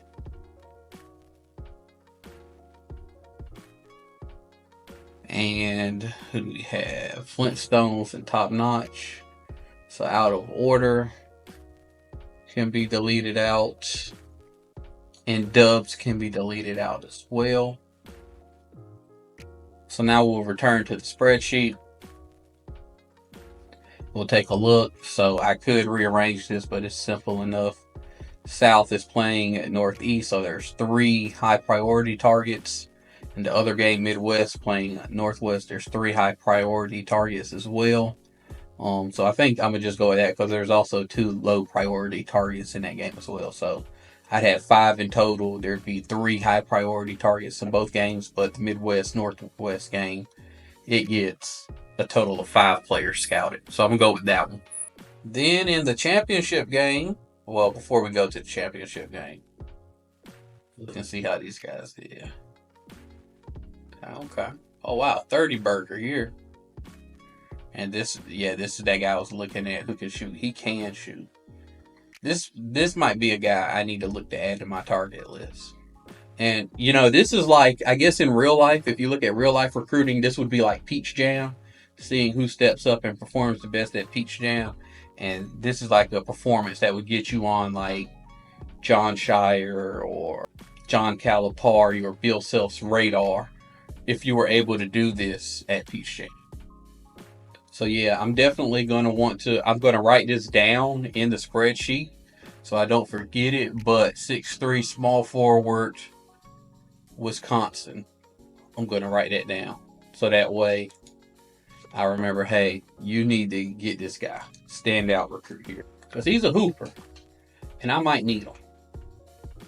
And fortunately for us, we get to scout him a third time as he's going to play Brick City in the championship game. So now let's look at his performance first. So he didn't play quite as well in that game. 2 for 7, 0 for 3 from 3, but he did get 10 rebounds. And we've scouted him pretty well. His intelligence is high. It's a B+. Wow. Athleticism high. He's only a sophomore. Potential to be. So he's going to grow some more. Pause. 3-point shooting's pretty good. This guy's going to be a good player. And I normally like to play like a point forward or a small ball 4, like a stretch 4. But this is a guy that I would put out there as a fourth guard at the 4 and just say, hey man, let's just shoot all the threes in the world that we can. So this would be a really good get. All right, but that's how you handle the ABL playoffs. But that's how we're going to recruit. That's really how it works. I'll drop in as I go through the seasons to show you guys some of the recruiting classes and just how effective this is and how you can really find some studs recruiting this way, as well as securing your home base. And securing a home base is really good for winning the conference, because if you're winning the recruiting battles in the conference, this game was made when the conferences were still geographically aligned. So like right here in the ACC, everybody's pretty much in the southeastern part of the state. If I'm getting all the best recruits in that region of the state, everybody else isn't going to have access to them. So they're going to be worse by proxy. Because I'm with Florida State, the only teams that would really challenge that would be the teams closer to the north. So like Maryland, Boston College, maybe the Virginia schools, or North Carolina, Duke, NC State, if they can get rolling, because those schools can all recruit the North pretty well. They can recruit New York pretty well. But if I'm securing home base and not letting them get those elite prospects from home base, it's going to be a lot easier for me to win the conference. I had a sim one time when I was in the SEC and I was dominating the recruiting in the region, so I was able to just win it all the time. I had a sim one time where I was in Texas. I was at Texas in the Big 12, and I was dominating Texas recruiting, so I was just able to win the Big 12 all the time. So we've simulated the first season, and we did okay. Our power forward, we got that can shoot threes, performed quite admirably, I must say. He went for about 11 points a game, 4 rebounds on 21 minutes, not bad. I believe he shot 50s from both the field and 3, yep. And 80% from the free throw line, so he is a stretch 4. And that's important because now I have to decide who else is a good fit for the team, who fits around him. So again, the most important thing to do when you start the ABL session is to identify which guys you can realistically land and which guys are good fits for the program. So that's what we're going to do right now. And I've kind of already done a bit of that. So there's this one guy here. Let's see. Right here. Number 4 center, 6'7". His blocking stat isn't good. His rebounding stats aren't good. His 3-point stat is okay. So I might move him to power forward and he play a bit of a stretch 4. He has really good potential. But, this is where you have to understand that the stars, they don't matter. Whether a guy's an All-American or a Mr. Basketball, that's not what matters. What matters is how good he is when you scout him and how the things you scouted fit to what you're trying to do as a team. And he's not going to be able to be that rim protector for me, and he's not really going to be able to pop out and hit shots for me either. So he's just not going to be that guy for me. Maybe because of his potential, he could grow into it. And, you know, if you want to, you might could take a flyer out on him. But when we look at his interest, we're like 5th on the list. He's probably going to get recruited by at least one of these other teams. So it's really going to be no way we land him. He wants to be close to home. We're good on that. He wants to get playing time. We're probably not good on that. He also wants to feel wanted, and we're probably not going to be good on that either. Just because we're going to have guys at his position, and I'd have to scout him a lot probably in the ABL for him to feel wanted. So it's not happening. It's just not going to happen. So because I'm not going to prioritize recruiting this guy over other guys that whenever this guy isn't really even that big of an impact player for me if I land him. So that's really the big thing you have to decide in recruiting once you get to this level, because everybody's going to be talented. It's just going to be, does that talent fit to what you want to do as a team? That's going to be the most important. And you have to make these decisions. You have to make the decision, hey, this guy, he's not a good fit. Hey, this is a losing battle. I'd be wasting time trying to land this guy when I could realistically be landing someone else, because I'm probably not going to get this guy. Now, I have 6 scholarships in total. If I really wanted to, like if I had 5 guys that were confirmed gets, and I'll show you what a confirmed get is, I could still recruit this guy because it's like, hey, I'm going to land the other 5, and I don't have to spend a lot of points on them.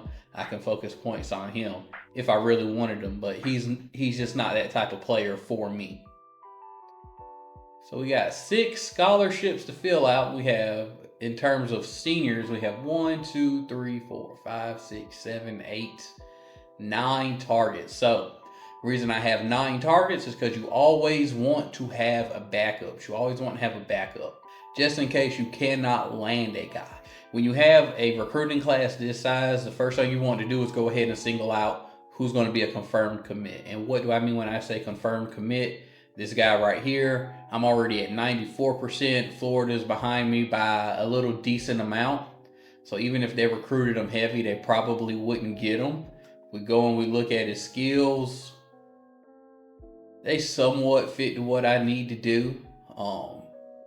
I want to scout him some more, but I'm thinking I could play him at like that 4 because he's going to grow to be at least 6'7", 6'8". So I could put him probably at that point forward, depending on what his handling and passing is. Or depending on what his rebounding and low post defense is, he could be a stretch 4 for me.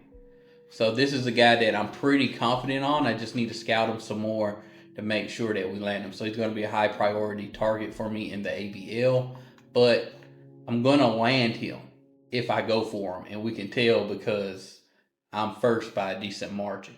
Now this guy right here, I would not take that same approach with. Yes, we're first, but we're not first by as great a margin. This guy though, he really fits what I want to do. Pretty decent rebounder. He can play defense. Pretty good low post defender. So I just have to work on him with blocking shots some, and he's 7 foot tall. He could come in, be that center that I need. I don't need a center who's going to come in and, you know, drop 30 points or whatever like Luke Herringode used to do. I need a guy who's going to come in and get rebounds and block shots. That's all I'm worried about. This is another guy right here that I wouldn't say I should land him, but I'm going to probably have to spend points to land him. I guess that's how I'd put it. And he's going to be able to come in and do what I need him to do. His shooting doesn't really look that good, and his passing and handling is low, but he's a guy I'm probably going to end up moving to point forward, and he'll be able to play that position for me. Now, this guy right here, he's another lock for me. I've got a big lead on FAU. And if we look at it, he could pretty much come in and do the things I need him to do. I'd have to work on his blocking and rebounding some, but they're in a decent place to start. I can move him to the center because of the size.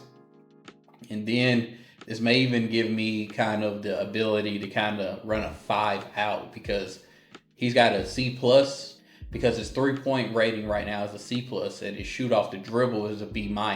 So if I move him to center, those are going to go up, meaning I'll be able to shoot more with the threes. We'll be able to space more. That's how I like to play. So he's not that highly rated of a recruit, but he's a great fit for my team. That's what you have to prioritize here, because really, when you're in the top 100, there's a few busts, but pretty much everybody's good. You have to focus on getting the guys that are going to be good for your team. Then I have this backup center here just in case I don't land one of the other two. Now this guy, he'll be able to come in, block shots right away. I'd have to work on his rebounding, but he's got potential, so we could do that. He's also going to have that 5-out capability as well. Now this guy is probably my top target this season. I'm very slim margin ahead of Florida, so I need to scout this guy. He wants to play at a big program, get playing time. He's going to be the best point guard we have probably, just because that's just how the recruiting lined up. He wants to be close to home. We can fulfill all of those things for the lad. And he's going to come in and be a pretty good shooter, which is what I need. His ball handling is not that good. So, I don't know, it may be rough next year just because we're not going to have really good point guard play. May have to move him to the 2 and let one of our less talented point guards who's going to be returning start at the point. And I'm explaining it like this to you guys because this is how you have to be thinking when you're recruiting. About who you can realistically get, what their place is going to be on the team. Now this guy right here, I am going to go for him, but I may not get him, so it's important I have backups. But I'm going to go for him because he's number 67. He's got a B+ shot off the dribble. And I think he'd fit good. We would have to work on his outside shooting some, but we were probably going to do that anyway. But he'd be a good fit. And we're 5th, but we're not. We're 5th on his list, but we're not that far off from number 2. So he's worth going for because some of these other teams, they may be recruiting other guys at this point. Same thing with this guy here, but I do want to scout him first. He's an adequate defender, but I want to scout him first to confirm we want to go for him. We got a 3-star guy here. I just want to scout him because he could be that kind of point forward or stretch 4 player for us. So I just want to scout him. I would move this guy to the power forward position. So I just want to scout him and see like, hey, is he worth me recruiting? So that way I can have all my backup. So what I'm going to do now is just fill the rest of my target list out with underclassmen. And then I'll do my ABL session like I showed you how to do in previous videos. And I'll see who's worth landing and who's not. And this is just kind of the mentality you have to have whenever you're playing in the legacy mode at the power conference level. Realistically, because you're a power conference team, you can get good players, but you have to get good players that fit with what you're trying to do. All right, so I kind of want to give an update here. Was able to dwindle down my senior recruiting class. It's actually 5 scholarships I have, not 6. So that makes it a little bit easier. So the first thing I did was look at who are my guaranteed commits. This guy right here, guaranteed commit. I'm far enough ahead. I don't have to do much to keep my lead. Same for this guy right here. I'm far enough ahead. I don't have to do much to keep my lead. And same right here. I don't have to do much to keep my lead. So those are 3 guys I went ahead and offered, knowing I'm not going to have to allocate a whole bunch of points to them. Now, I've got 2 more scholarships. One I already allocated right here. This one is maybe a battle. I may lose this guy. I really want to win this guy because I need a point guard. But it may be a battle. May not get him. Hopefully, Florida has their attention elsewhere. This guy's a little bit better shooter than what his 3-point percentage indicated. Then the last scholarship is going to go to one of these 3 guys here. So I got 2 shooting guards and a small forward. So let's take a look at the 2 shooting guards. Not the best shooter here, but B+ shoot off the dribble. And it would be a battle. Might not win them. This guy right here. Really the same deal. And it would be a battle. But this is that small forward that we were looking at from the Flyboys team.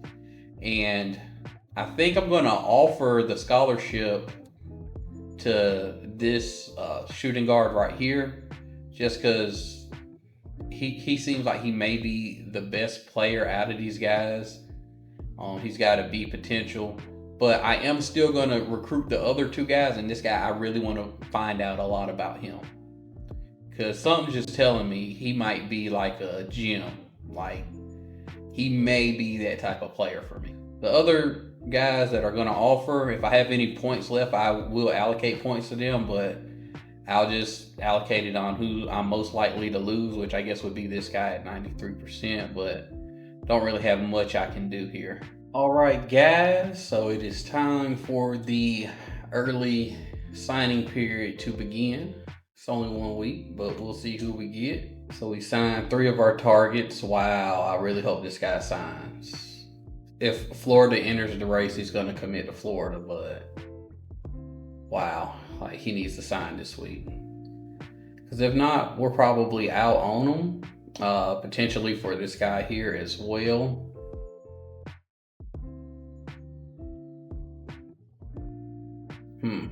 Things might get interesting here. Things might get interesting.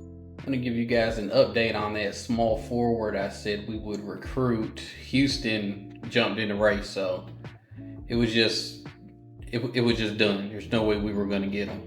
But he was that guy. He was that guy. He could shoot, shoot off the dribble. He can handle a little bit. B+ potential, B- consistency. If I'd have moved this guy to the 4, he would have fed generations, man. Like, he'd have at least won 1 ACC Player of the Year in his time. But here's what it is.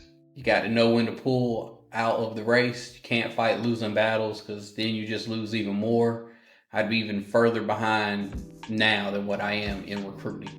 So now we're just going to simulate forward and see what happens, who commits out of that group we were just talking about. So it looks like none of those 3 guys committed. Florida has entered the race, so this guy's gone. He's gone, he's gone, he's gone. What I could do is try to go ahead and find another point guard. I think I'm gonna just give it to this guy right here. But I really do need another point guard. Like, I need another point guard.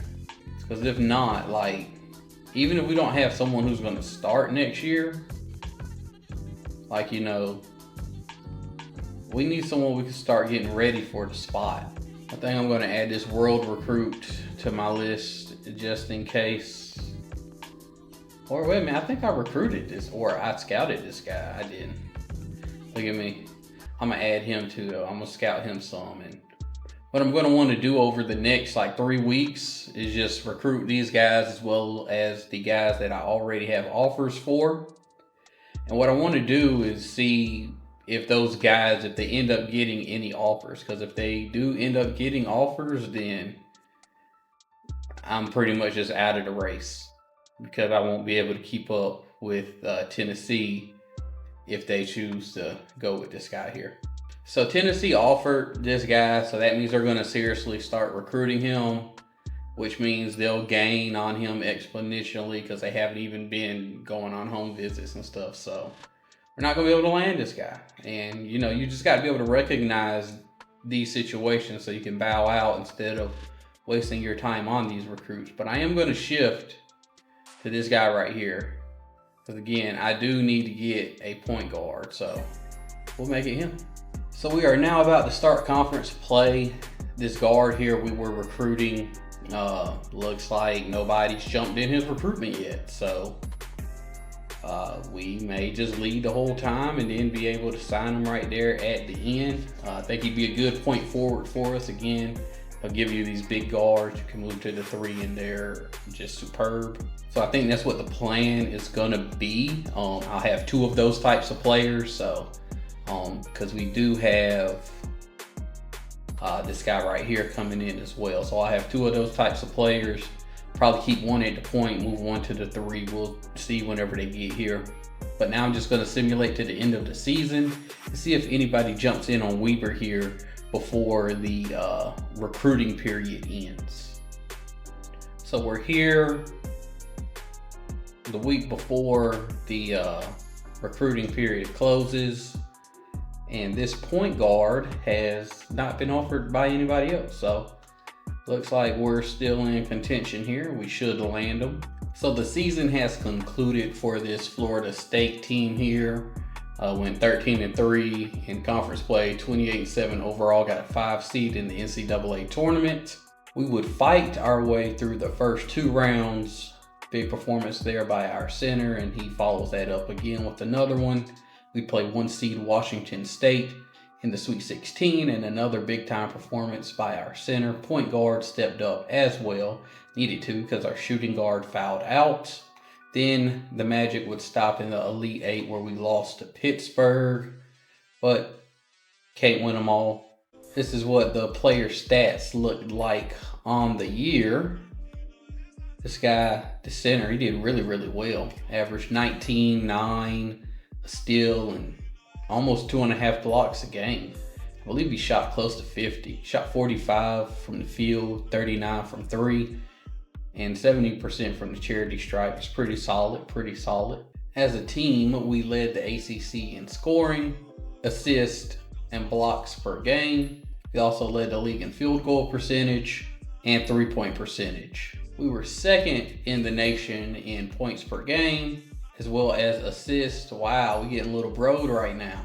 4th in the nation in blocks per game. And as fast as we played, it's kind of crazy we're near the bottom for turnovers. So this is pretty crazy right here. We're 4th in the nation in field goal attempts, but we're also 4th in field goal percentage. Even crazier, we're 5th in the nation in 3-point attempts and 1st in 3-point percentage. Okapalabi would end up as a 2nd team All-American. Of course, I'd win Coach of the Year. We would have the ACC Player of the Year. Of course, our ACC Player of the Year made the 1st team All-Conference. We'd also have 2 2nd team All-Conference selections. We also have an All-Team ACC Freshman Player. Now that's going to be it for the Power Conference part of the video. Basically, everything else I could show you in terms of how you build and how you recruit, it would just be really repetitive. You just take these same lessons that I taught you here and you apply them to the different situations that you'll be in as you recruit, as you make roster decisions, as you scout the ABL and so forth. But if you would like to see what happens with this Florida State team, if we end up getting that recruit, if our stretch 4 ends up making a run next year for ACC Player of the Year because we're losing a lot of guys, let me know in the comments. Request the full sim video. I'll do a long form sim video for this team. All right, guys, well, that's it for the video. If you have any question, comments, concerns, do please type them down in the comments. Also, if there's any career sims you'd like to see me do or a series you'd like to see me start, let me know. Like the video if you think you learned anything or helped you out in your college hoops 2K legacy mode. Till next time, peace.